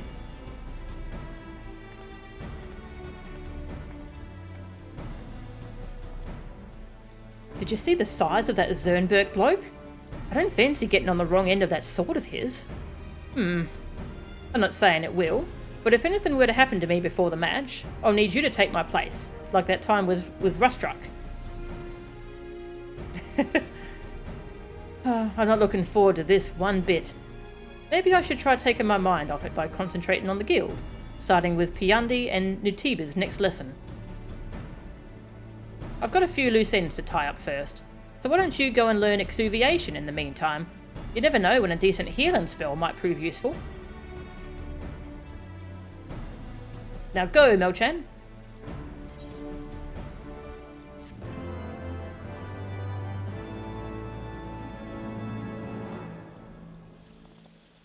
So which game was Siegfried from? I don't remember. Martin is powerful mage, it is true. But maybe Siegfried too strong for Martin.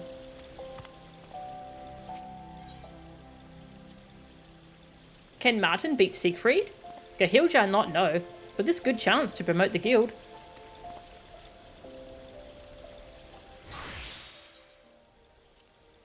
Do you reckon my blue magic will be able to get through Siegfried's defences? I suppose I could try cooking him in his own armour, with a bit of flamethrower. Ow. That sounds painful.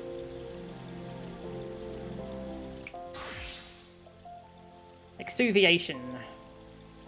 Restores everyone's HP and Removes a detrimental effect, yeah, so it's mainly used for... Actually, it's a pretty decent cure potency when you're in healer stance. Yeah, it's an AoE dispel as well, so that's pretty cool.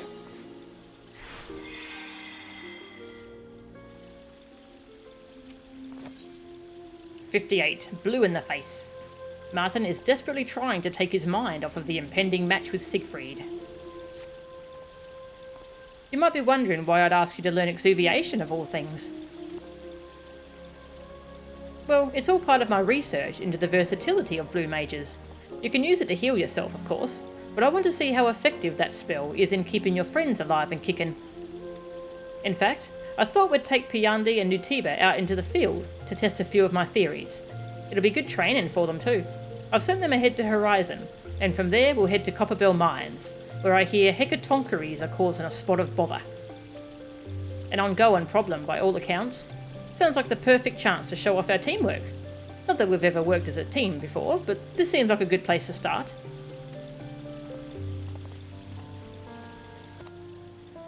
The Torja are not sure about this plan. Nutiba and Piande probably think this just a training exercise, but hecatoncheires are very dangerous. Please try to keep all three from harm. Maybe Melchan act as healer, yes?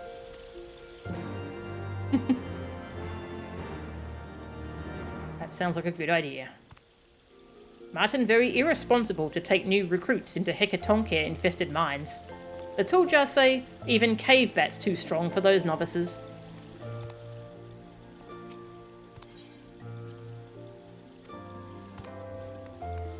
In Horizon.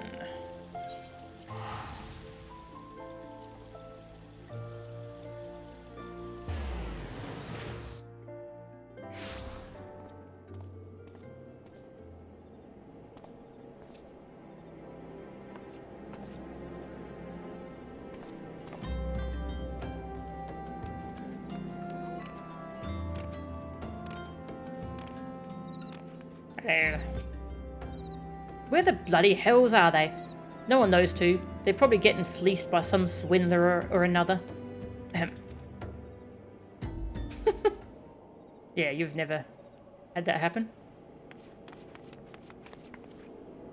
Oh, look who it is. Finished sightseeing, have we? Master Melchan! Since last we met, my blue magic has come on leaps and bounds. And thanks to our last lesson, I'm better at keeping my enemies on the back foot. Or tentacle. Well, whatever it might be. Oi, don't go getting ahead of yourselves. You might have a few new spells and a bit more experience, but if you get complacent, those hecatoncheires will be grinding your bones before you can say flying sardine. I'm no stranger to Copperbell Mines, you know. Hecatoncheires don't scare me. As this is my first time exploring this particular location, I have been asking other adventurers for advice, checking the layout of the tunnels and so forth. By failing to prepare, you are preparing to fail, is my motto. How about you, Guildmaster? Well, I can't say I've been there myself, but when you're as proficient in the blue arts as I am, you can sort of play it by ear, so to speak. Say, Melchan, you know anything about Copperbell Mines? I've been there more times than you've had hot dinners. Every nook and cranny is indelibly etched into my memory. ... I've been there more times than you've had hot dinners. Maybe I should let you take the lead then. Haha, only joking. We all know who the leader is. Blue Mages with me.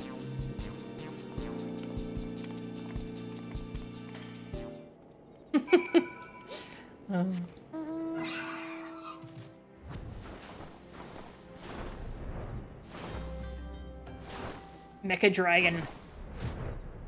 God, what a cool mount. I forget where you get that one from. It's so cool though. Ah. One day I'll have it, maybe.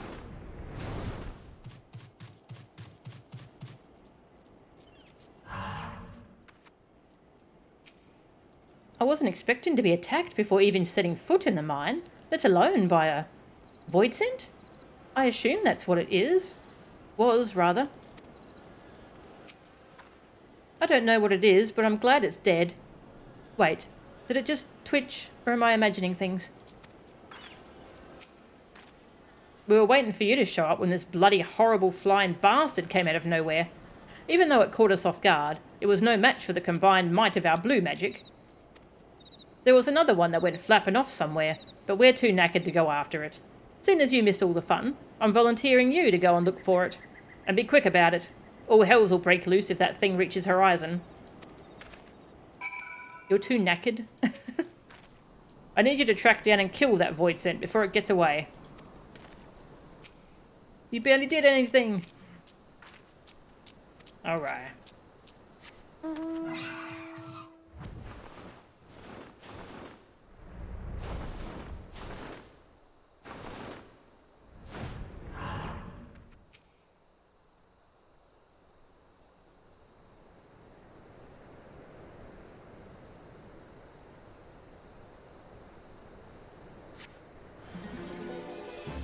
Arena Vodoriga. Vodoriga? Yeah. Hammer. Hammer time. Zap.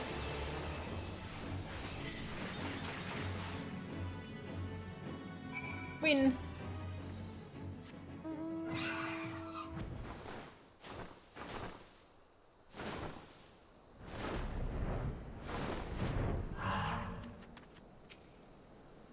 Void scent don't simply appear out of thin air.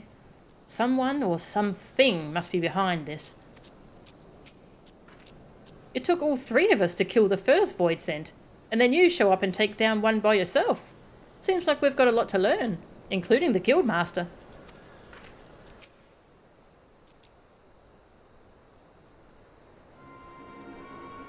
Nicely done, mate. Now that I think of it, I've seen creatures like this before. They're used in the masked carnival. Which raises the question, what are they doing here? They went this way, quickly. Fergeis and his son Zernfrieg, or was that Siegberg? Whatever his bloody name is. A zero? You and your little friends managed to slay the escaped void scent? It seems you have spared our blushes. Sod all that, just tell us what's going on. You heard him, Fergeis. Royce as well? Bloody hells, they're all coming out of the woodwork now. I'm lucky your underlings are so loose-lipped, or I would have never tracked you down. You think you can make off with my void scent and get away with it? Investor or not, you've crossed the line. Now, I simply borrowed a couple in an attempt to quell the Hecaconte uprising taking place on concerned property. I'm sure you'll be pleased to hear that your Vodorigas proved to be most effective, veritable living weapons. You see, the task seemed a waste of the Stone Torch's talents, and hiring adventurers can be awfully costly. As a matter of fact, I am considering deploying void scent elsewhere to protect my interests from roaming beasts, Amolja marauders and the like, leaving my son and his men free to return to Uldar, where their talents could be put to better use.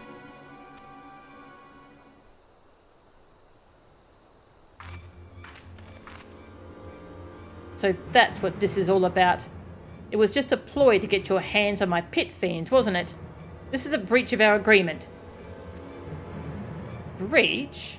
With the vast amount I have invested into it, the Celestium is as good as mine. I have the right to run it in any way I please. Every last mammoth, void scent, and wild beast in that menagerie belongs to me now. I allowed you to invest in the Celestium, not to buy it from under my nose. If you think I am the sort to stand back and wait for the coin to come trickling in, you are very much mistaken. I didn't get where I am today by letting blustering fools with more gil than sense push me around. The Celestium is mine, you hear me? Watch your mouth, you second-rate hack. Oh, is that so? Maybe I should ask your friends at the Syndicate who they think is second rate.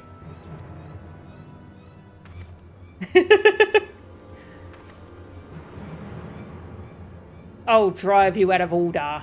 Nay, Eorzea, everything you own will be mine. Mine! What a nice person. Might I make a suggestion? If you're looking for a substitute for the stone torches, perhaps the Blue Mages Guild is a more manageable alternative to rampaging beasts. Each of our mages comes fully equipped with a comprehensive selection of offensive, defensive and healing spells, perfect for every occasion. Every occasion. Come now. We all know that he who embraces too much has a weak grasp. I have no need of pathetic jesters and silly costumes. Oi, watch it, Grandad. We'll see who's pathetic when I put your boy on his ass. In fact, it seems to me that we could settle this whole dispute with a friendly wager. Oh no. If I lose, the Celestium goes to you, including the whole menagerie. You can use all of those Void Scent, along with the rest of the Pit Fiends, however you like. But if I win, the Celestium stays with Royce. You'll give up any thought of using Void Scent, and employ the Blue Mages Guild to defend your property instead. You bloody idiot! What do you think you're doing? You have spirit, I'll give you that. Very well, I accept. I cannot decide which I am looking forward to most. Adding the Celestium to my family's ever-growing collection of businesses, or utterly humiliating you in front of your beloved audience. I will see you in the arena, clown.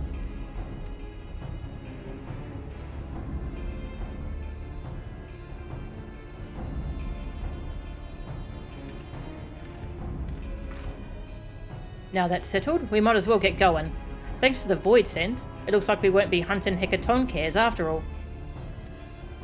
Nutiba, Piande, I don't think I'll be able to give any more lessons until after my match, so perhaps you should go and learn some new spells or something. Melchan and I will head back to the guild.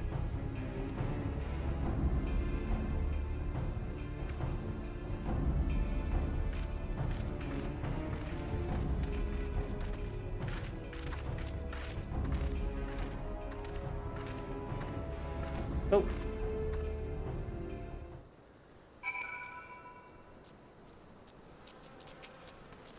That blue-garbed friend of yours certainly has a big mouth when it suits him.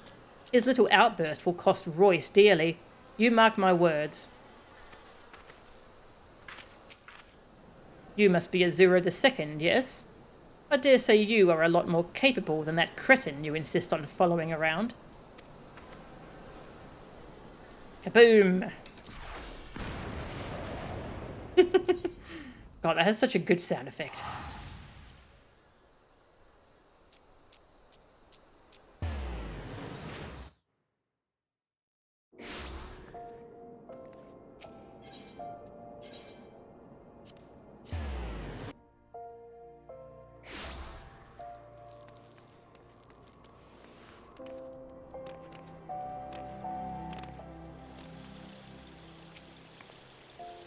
I can't believe this. I told you here what happened. No wonder Royce looks so distraught.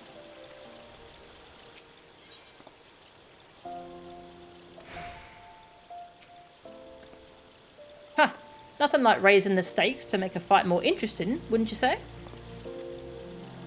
As much as the very idea of it brings bile to the back of my mouth, the future of the Celestium is in your hands, Martin. If you lose to Siegfried, I'll throw you to the behemoths.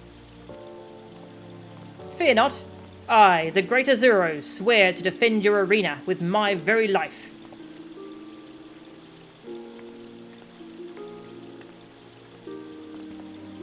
Like I have a bloody choice. This is another fine mess I've talked myself into. Anyway, like I said before, I'll need you to be ready to stand in for me, on the off chance I eat some dodgy dragon peppers or something, and am unavoidably detained, if you catch my meaning. Oh, and there's one more spell I want you to learn.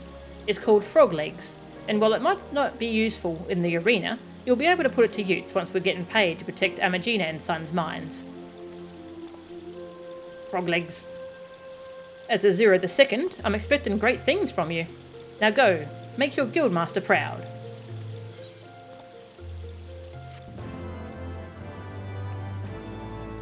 Frog legs.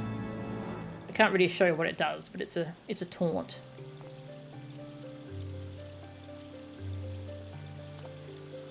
Okay, it's the taunt move for blue mages.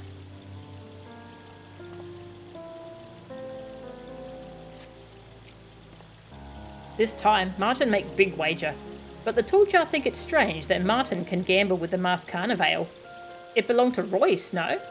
Why she allowed this, Tooljar not understand. Because she's silly. Also, I forgot about that, the slime hat. I should be wearing that as Blue Mage. Good hat. It jiggles.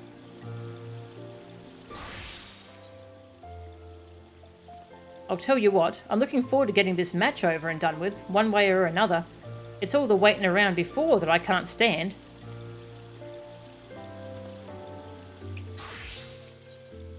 Blue scream of death. Martin is unnervingly chipper for someone about to be attacked by a very large man with a very large sword.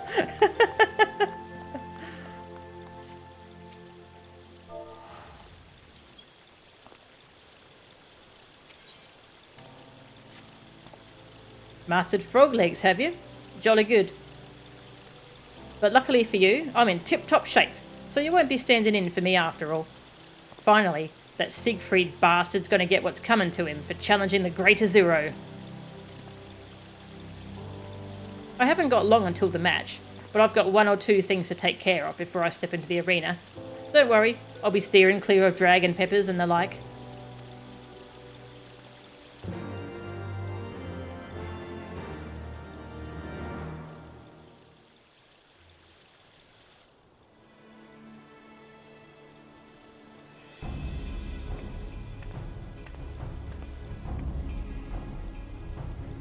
Darlings. Wait, where's Martin?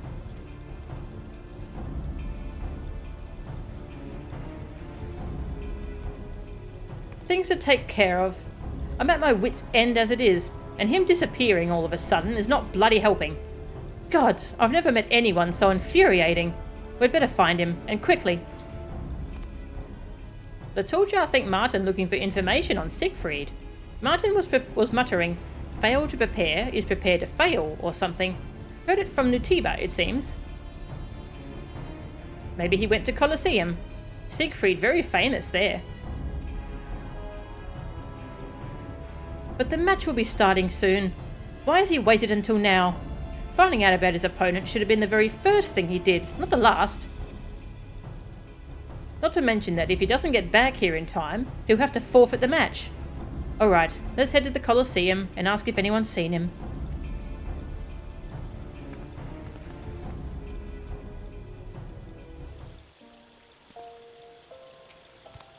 Usually, Martin never prepare for anything, so there's big improvement for him.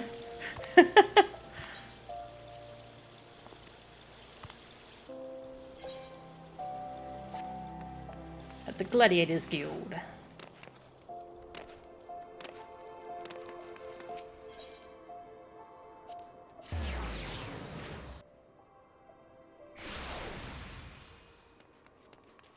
There's Royce. I doubt that Martin wants anyone to know that the Greater Zero is seeking information on Siegfried, so he probably changed out of his costume. In other words, there's no use asking if they've seen a man in a blue hat and cape.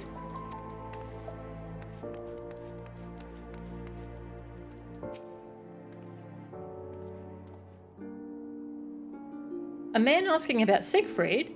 Why yes, as a matter of fact, a rather slovenly fellow was making inquiries of that nature, if you must know. And might I add, I am extremely disappointed that one of the Colosseum's most respected gladiators would stoop so low as to appear in that ridiculous circus they hold at the Celestium these days. Has he no shame? Rude. A ridiculous circus is what that dreadful masked carnival is. A mockery of honourable combat. Why, were my beloved friends ever to make an appearance there, I might be persuaded to temporarily lower my standards and visit the Celestium.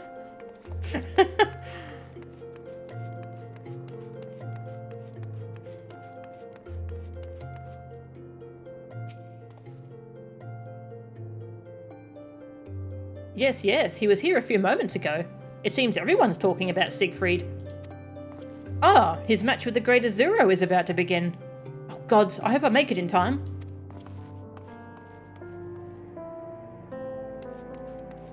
Hello. Yes, he was here. Kept pestering me with questions about Siegfried. Wanted to know what techniques he uses, and whether he has any weaknesses. It was plain he wanted to find out how Siegfried could be beaten. So I gave it to him straight, and told him that he couldn't be beaten. Not in the Colosseum, and not in the Celestium neither. From the way he was asking, you'd think he was planning to fight Siegfried himself. Skinny little runt like him would end up being split right down the middle. Well.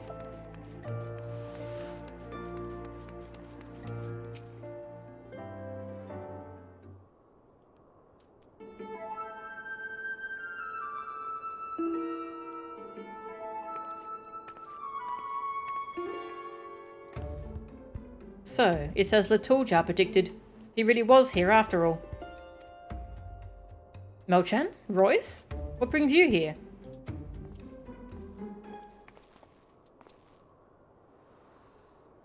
I should ask you the same thing. You're supposed to be at the Celestium, in costume, so what the hells do you think you're playing at? Alright, love, keep your hair on. I'm only asking about my opponent is all. I'm in the middle of failing to prepare. No, wait, that's not right. Anyway, it's as I thought. That plodding Gubu only knows how to attack from close quarters. So all I have to do is bombard him with my best spells, before he has a chance to get near me. What could possibly go wrong? Oh. He said the thing. Now, the time has come for Siegfried to taste my wrath. To the Celestium.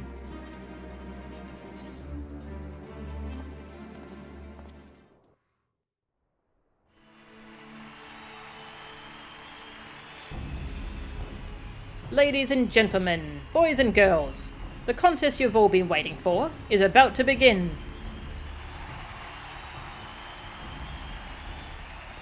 Master of knowledge beyond the comprehension of mere mortals, and wielder of arcane magics as unfathomable as the deepest ocean, the indomitable Keeper of the Blue has come.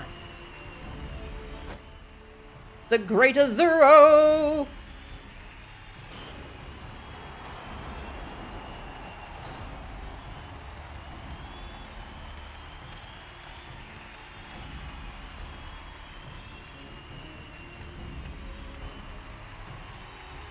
Introducing his opponent, stepping straight from the pages of myth, the peerless swordsman and champion of the Colosseum,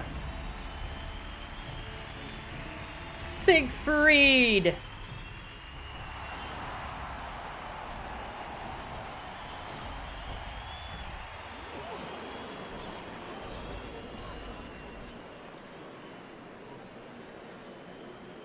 He's got a gun. I forgot about that. I can't believe my eyes, ladies and gentlemen. I've never seen such a drastic transformation.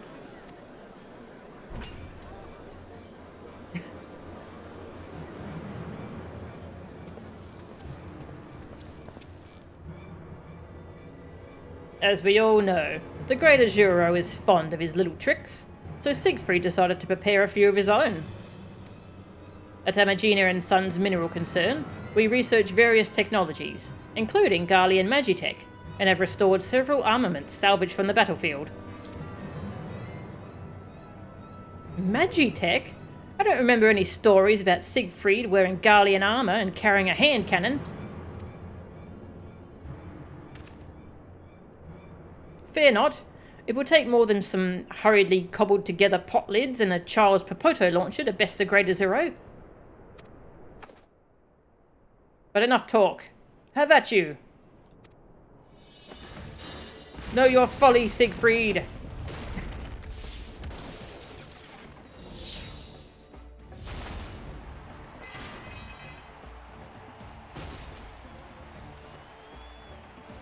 You never stood a chance against the Greater Zero.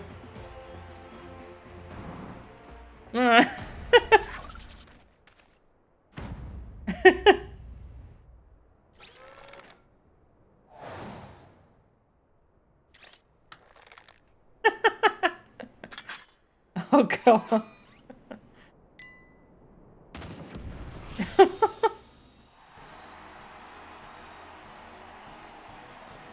The Greater Zero repels Siegfried's surprise attack in the nick of time. I shall never succumb to a shameless cheat like you.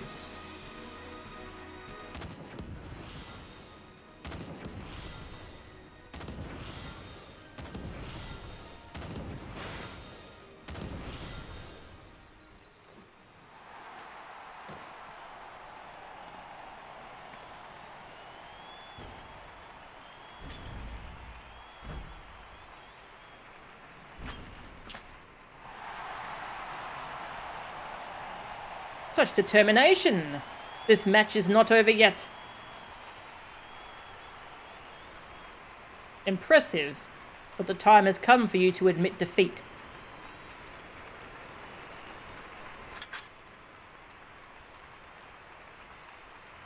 Never! I'm taking you down with me! Oh,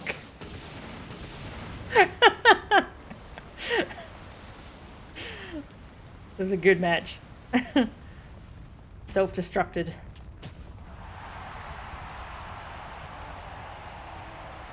And it wasn't enough. Incredible! Even after the Greater Zero's reckless final attack, the challenger is still standing. Victory goes to Siegfried.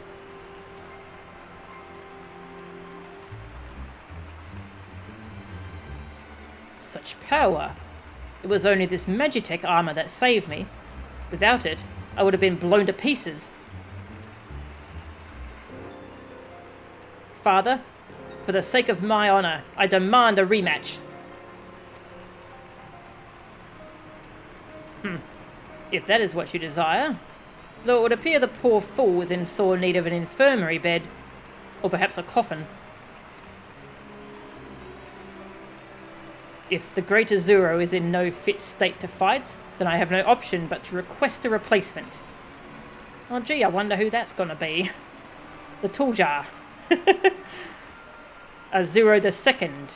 I challenge you.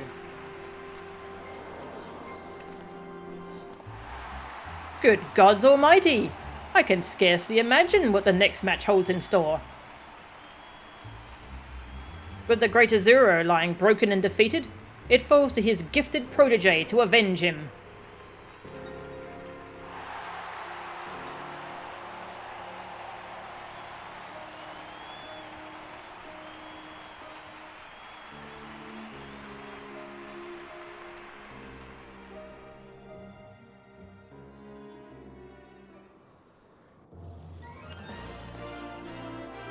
That was a fun little match, actually. Siegfried's conscience got the better of him, though I don't imagine Fergeist will be too thrilled. Poor Martin. It all going so well until Martin decided to blow himself up.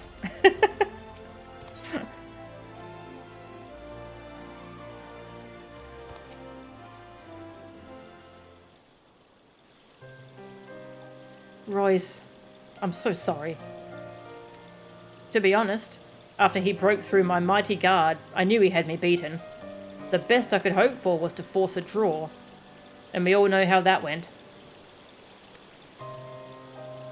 And a fat lot of good all my checking beforehand did.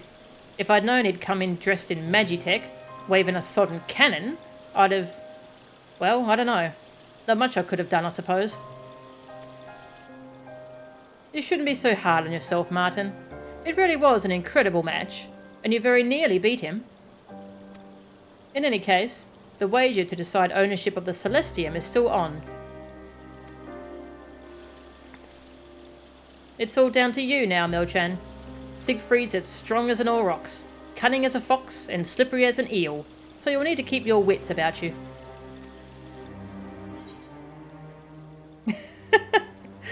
Siegfried is a choir boy compared to me. A choir boy! So once again, it falls to me to settle Martin's disputes. ... Siegfried is a choir boy! That's a great line. Well, well, you certainly sound confident. Anyway, there is still time to prepare, so make sure you have everything in order before your showdown with Siegfried. I wish you luck. That's right, this quest was written during Shadowbringers, so that's why we're getting funnier Warrior of Light replies. Gods, I've made a right mess of all this. Blue magic, perfect for every occasion. No one's going to believe that now. I might as well throw all my research down the privy. Unless you're willing to help me out? If you went exploring with a few other blue mages, I'd be able to compile the information into a log of some sort, which I can use to help plan new strategies. I've added a few pages to the back of your blue magic spellbook to help keep track of everything. Each time you make it out of one of those places alive, you'll get a reward. We've even got special blue mage gear to trade for any you've collected. Best of all, every item is endorsed by yours truly. Fool's balls. What am I talking about that for? There'll be plenty of time for that after you've beaten Siegfried. Now go, Azura II. Avenge your master and restore honour to the Blue Mages Guild.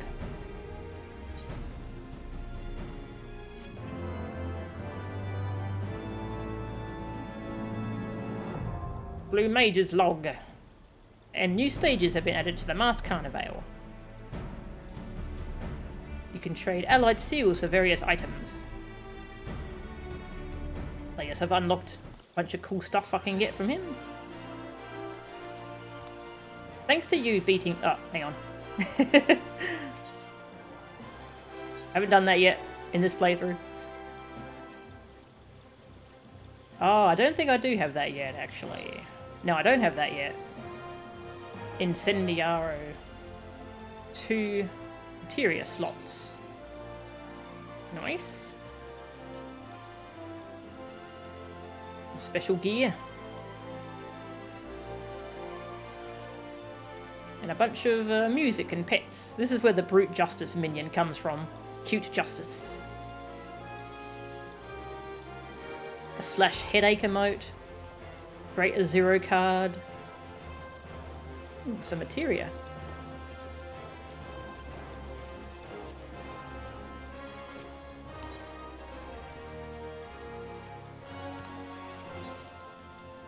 Oh yeah, the Blue Mage log. It's in the spellbook. There's a little button here. It's a thing to encourage you to do groups with like 4 Blue Mages. And you can tick in every dungeon and every trial that you have access to. So you can fill it out. collect them all.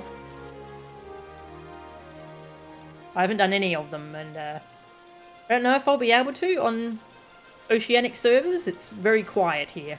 I might need to wait until we get regional play. But yeah, no, there's some checklists, especially trying to do 24 player raids of only Blue Mages. That's going to be ridiculous.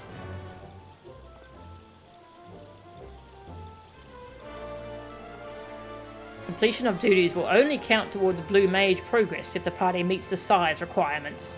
Yeah, so you have to have 24 Blue Mages for those raids. So yeah, finding that many Blue Mages who want to do this stuff is a lot. It would be really fun though. It's its own end game you can do if you want.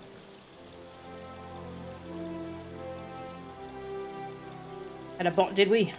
Right, what are the bots actually saying? I need to add it to the... I'm going to add that to the word filter. After the stream, I'll just copy paste. Thank you for banning that. Thank you, Tag. Alright. Siegfried. Looks like it's all down to you now. One bit of advice. I'd give Self-Destruct a miss if I were you. That spell's more trouble than it's worth.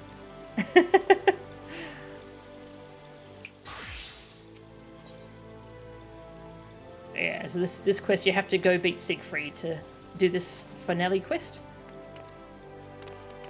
There's some more levels in the Masked Carnivale now. Not too many more, but some interesting ones. Come on! Aw, hey Emily.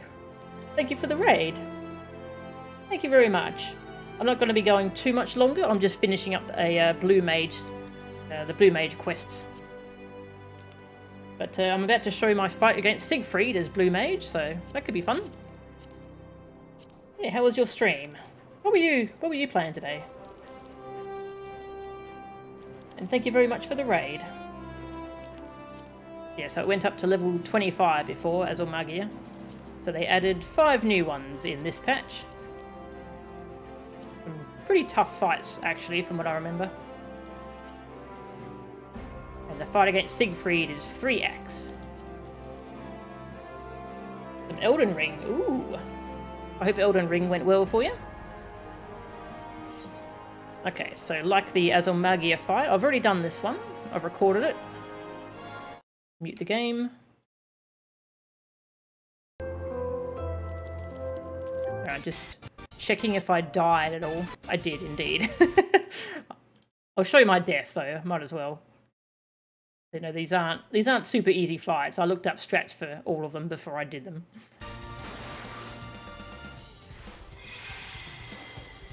Okay, is this where I died or is this after I died? Got frozen. Ow. Actually, this is when I was still on US servers, so I probably wouldn't have died from that on Materia. Now I'm on Aussie servers. Gonna blame ping on that one. Okay, how long?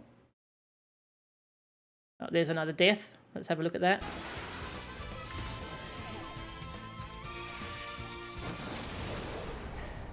That's a lot of AoEs.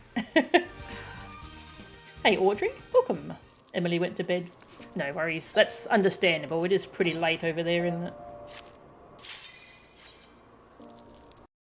Okay, any more deaths, or is this the one? Is this the run? Looks like that's the run. Alright. Go watch this one. It's a long fight. This one was a fair bit more challenging than Azulmagia. Yeah, you did well, thanks, Tag. And like, you don't have to do that stuff. No, it's just... It's not a job. Yeah, I had healing stance on. So you can put on a stance that boosts certain attacks depending on what stance you've got. So with healing stance, I do more healing.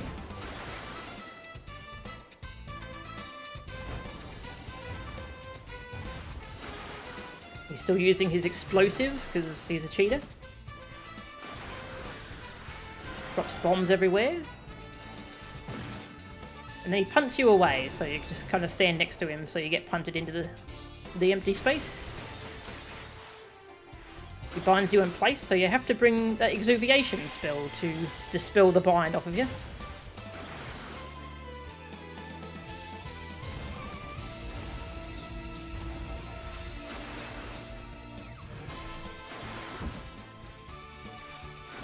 It was a pretty fun fight, actually. Definitely more involved than Azulmagia.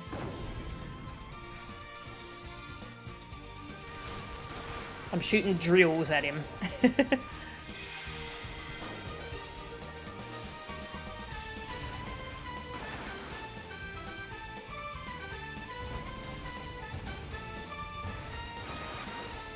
Good music in here too.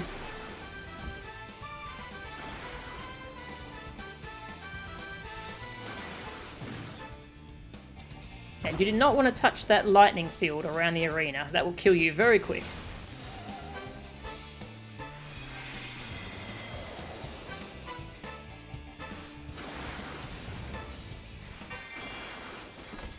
That's phase 1.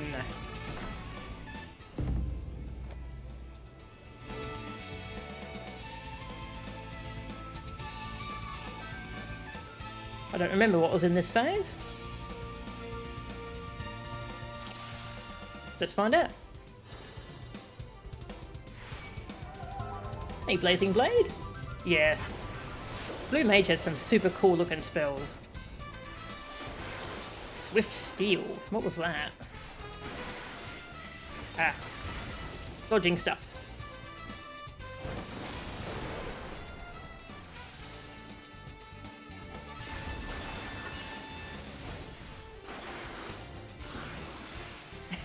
There's actually a lot going on here. To get to the free spot. Not sure what I got frozen by, but alright.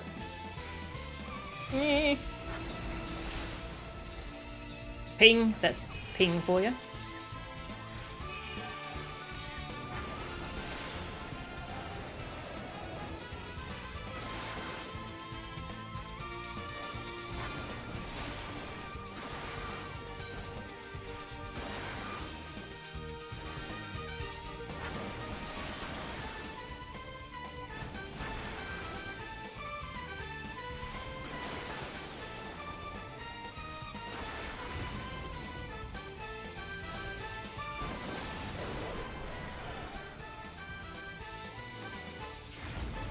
It's a pretty involved fight.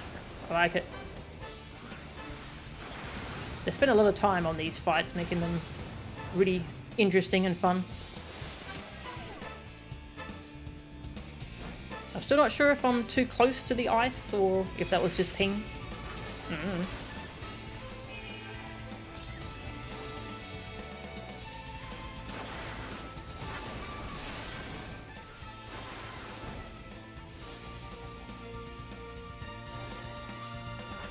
Oh yeah, it might be that mechanic where you're supposed to move during it. Yeah, that might be it. That's phase 2. Phase 2 is pretty cool.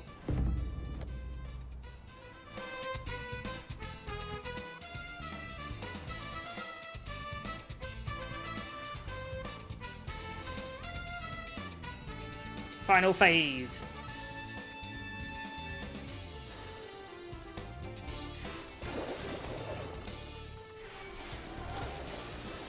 Magic Drain, what was that? Ah, he has a magic shield, but he used physical moves. That's probably why I'm spamming drill cannons the whole fight. Oh yes, he starts creating copies that do his other abilities, which is pretty terrifying. So you get a lot of overlaps. Oh yeah, and the different copies, they all have a weakness to a different element. You can see he's got an ice thing over his head. So I'm using an ice move to kill it.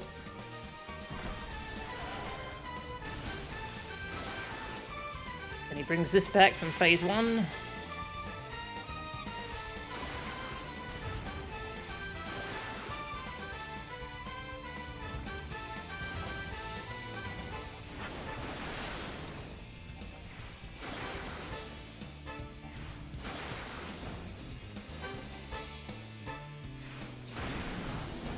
Summons another one. This one's wind, so I'm using Alpine Draft.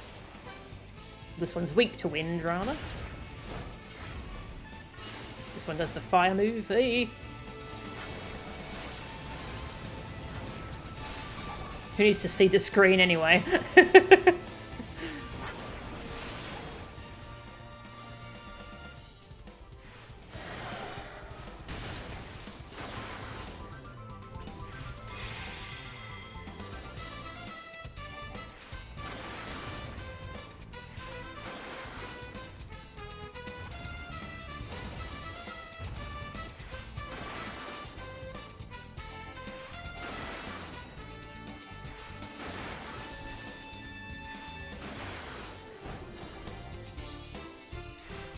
I think he summons the last one.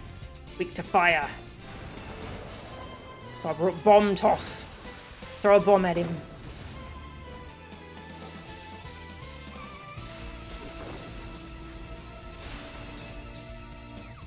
Dies pretty quickly from bombs.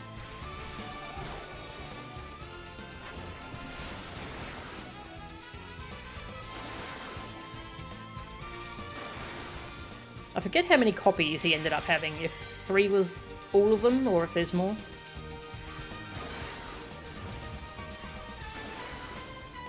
It's kind of neat though, I think he stops using each move like that the clone uses. It's like once you kill a clone, it's like you're removing that ability from the fight. Oh yeah, and then he brings back this from phase 1.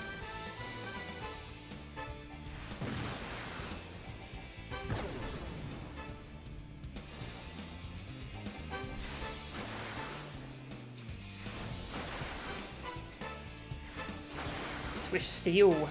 I think that was the big tornado thing. Yee!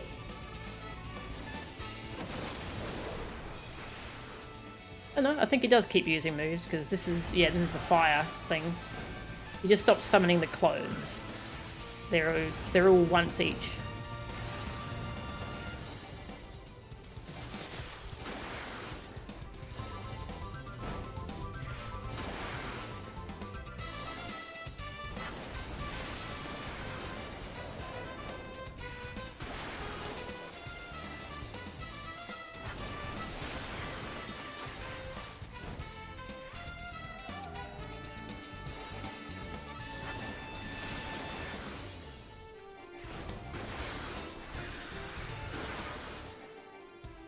I wanted to go for the kill there.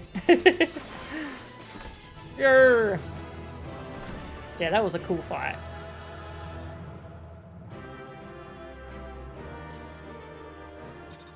They did a really good job with the boss fights and the Masked Carnivale.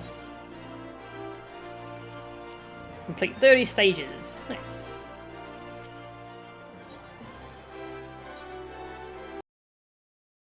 And so that's the Siegfried Fight. Alright, back to the game.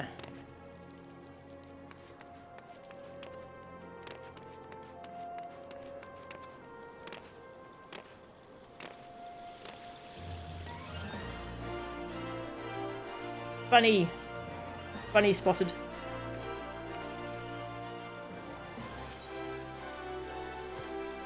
Thanks to you beating Siegfried, Celestium stay with Royce, and Martin find work for Blue Mages.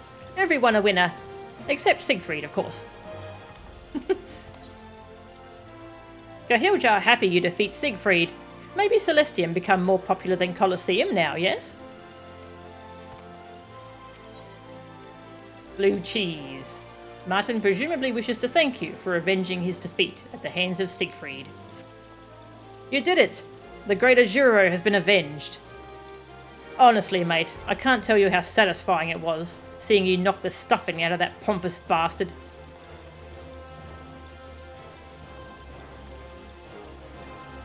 Ha! From the pitter-patter of distant footsteps, it sounds like I ain't the only one who wants to congratulate you.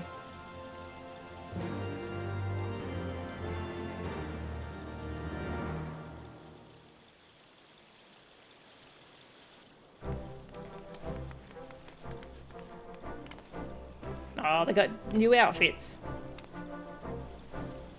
Superlative, splendiferous, the pinnacle of blue magery.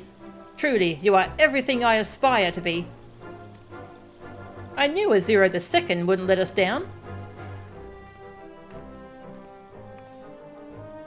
So you're the ones who were screaming at the top of your lungs from start to finish. It's nice to know Melchan has such enthusiastic followers. Of course, no one was more pleased than me to see you triumph over Siegfried.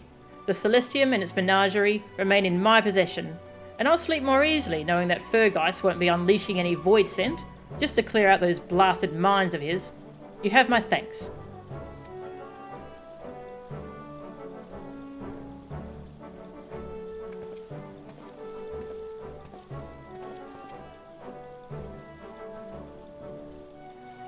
Melchan, you beat me fair and square.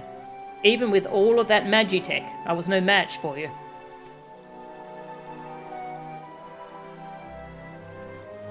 Yes, I must commend you on a fine victory. What is more, you have opened my eyes to the potential of blue magic. I know better than anyone how fierce a fighter my son is, yet you had an answer for his every move. Your defences, nigh on impenetrable. Your barrage of attacks, overwhelming.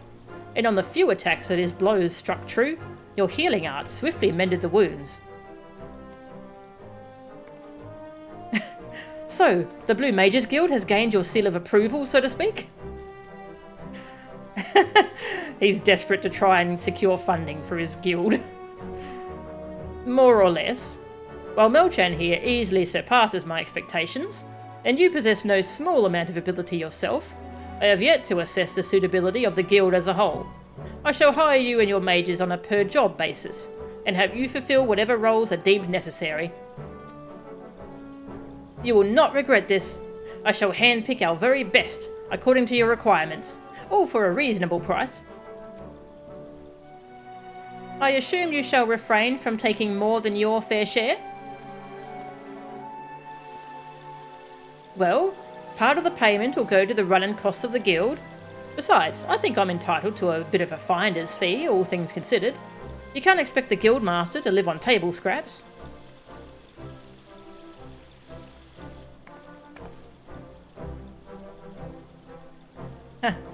I shouldn't laugh, really. He has actually been surviving on scraps for a while now. Perhaps I should pay him a bit more. I hate her so much. Yes, there was one thing I wanted to say. I apologise for speaking out of turn at Copperbell Mines, Master Feargeist.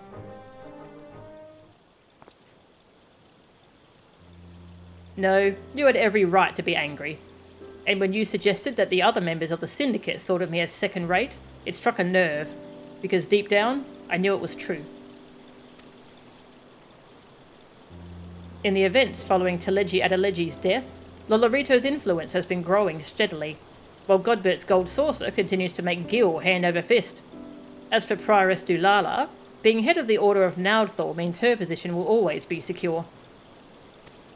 I, on the other hand, have been desperately searching for a means to reassert myself within the Syndicate. It is fair to say that perhaps the success I had attained in my youth led to complacency. Royce, you remind me of myself when I was your age. I traversed the length and breadth of Thanalan, doing whatever it took to fill Amagina and Son's coffers. I once had that same drive, the same desire to innovate that I see in you. From now on, rather than using my wealth to bully others into relinquishing control of what is theirs, I shall strive to create something from the ground up, to explore new frontiers.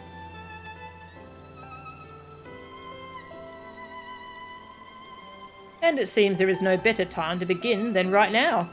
After all, I'm not getting any younger. I bid you all good day.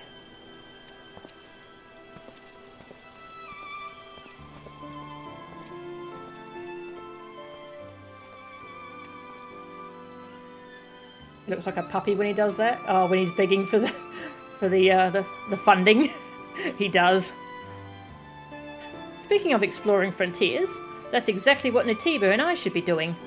Who knows? We might even discover new blue magic that even the Guildmaster's never seen.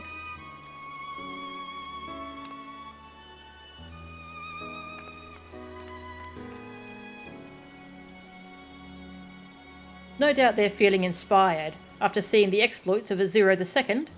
My audiences will be eager to see more of you too, so the doors of the Celestium are always open should you be available to put on a show.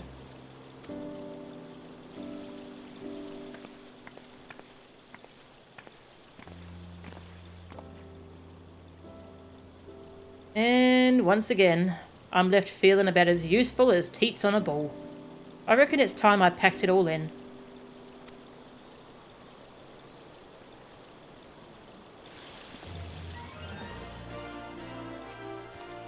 Maybe Martin tired of living in Melchan's shadow.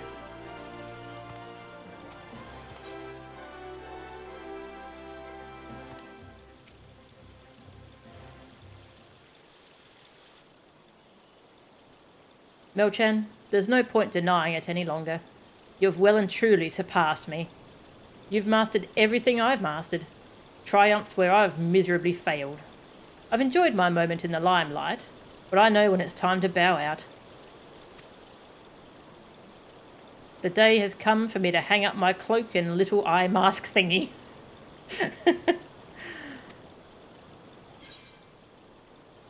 No, Martin, the show must go on. Oh, it was nice knowing you. The show must go on. It's no use, Melchan. My mind's made up. It's better for me to quit while I'm ahead. Quit before things get any worse.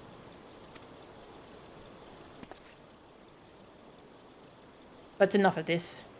This is really it, mate. It's curtains for the greater zero.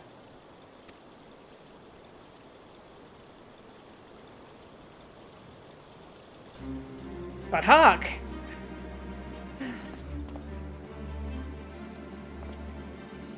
From the ashes rises Azuro the Third, the intrepid founder of the Blue Mages Guild.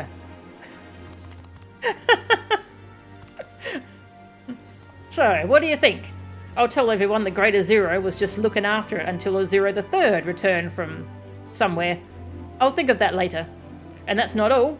He'll also be the new star attraction of the Masked Carnival, giving me a chance to start afresh there too. Of course, I'll be carrying on in my research into new Blue Mage strategies and whatnot, and maybe even make my own army like Figus did. Might be a few gil in that. Anyway, I'll still need you to help out with the log, so come by the guild whenever you find the time.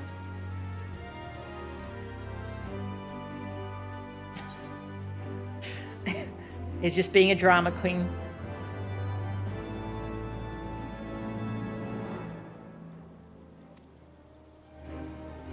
The next one's locked to actually buying the game. Interesting. Well, it's a free trial up to level 60. And that's the end of the second Blue Mage one. There's one left, but it's pretty late now, so...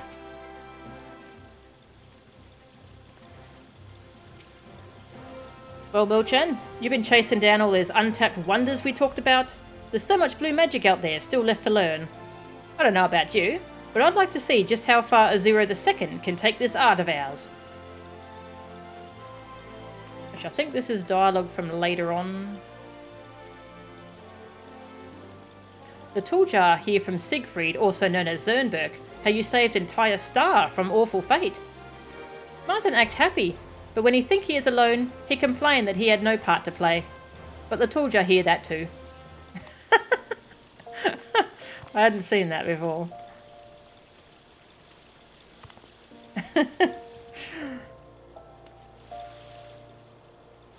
Wow. Yeah. That will finish it for the day. Yeah, next time we'll do the final chapter of Blue Mage. Part 3. Which is levels 60 through 70. And then we'll start on Endwalker role quests. So I'll see if there's anyone I want to raid tonight.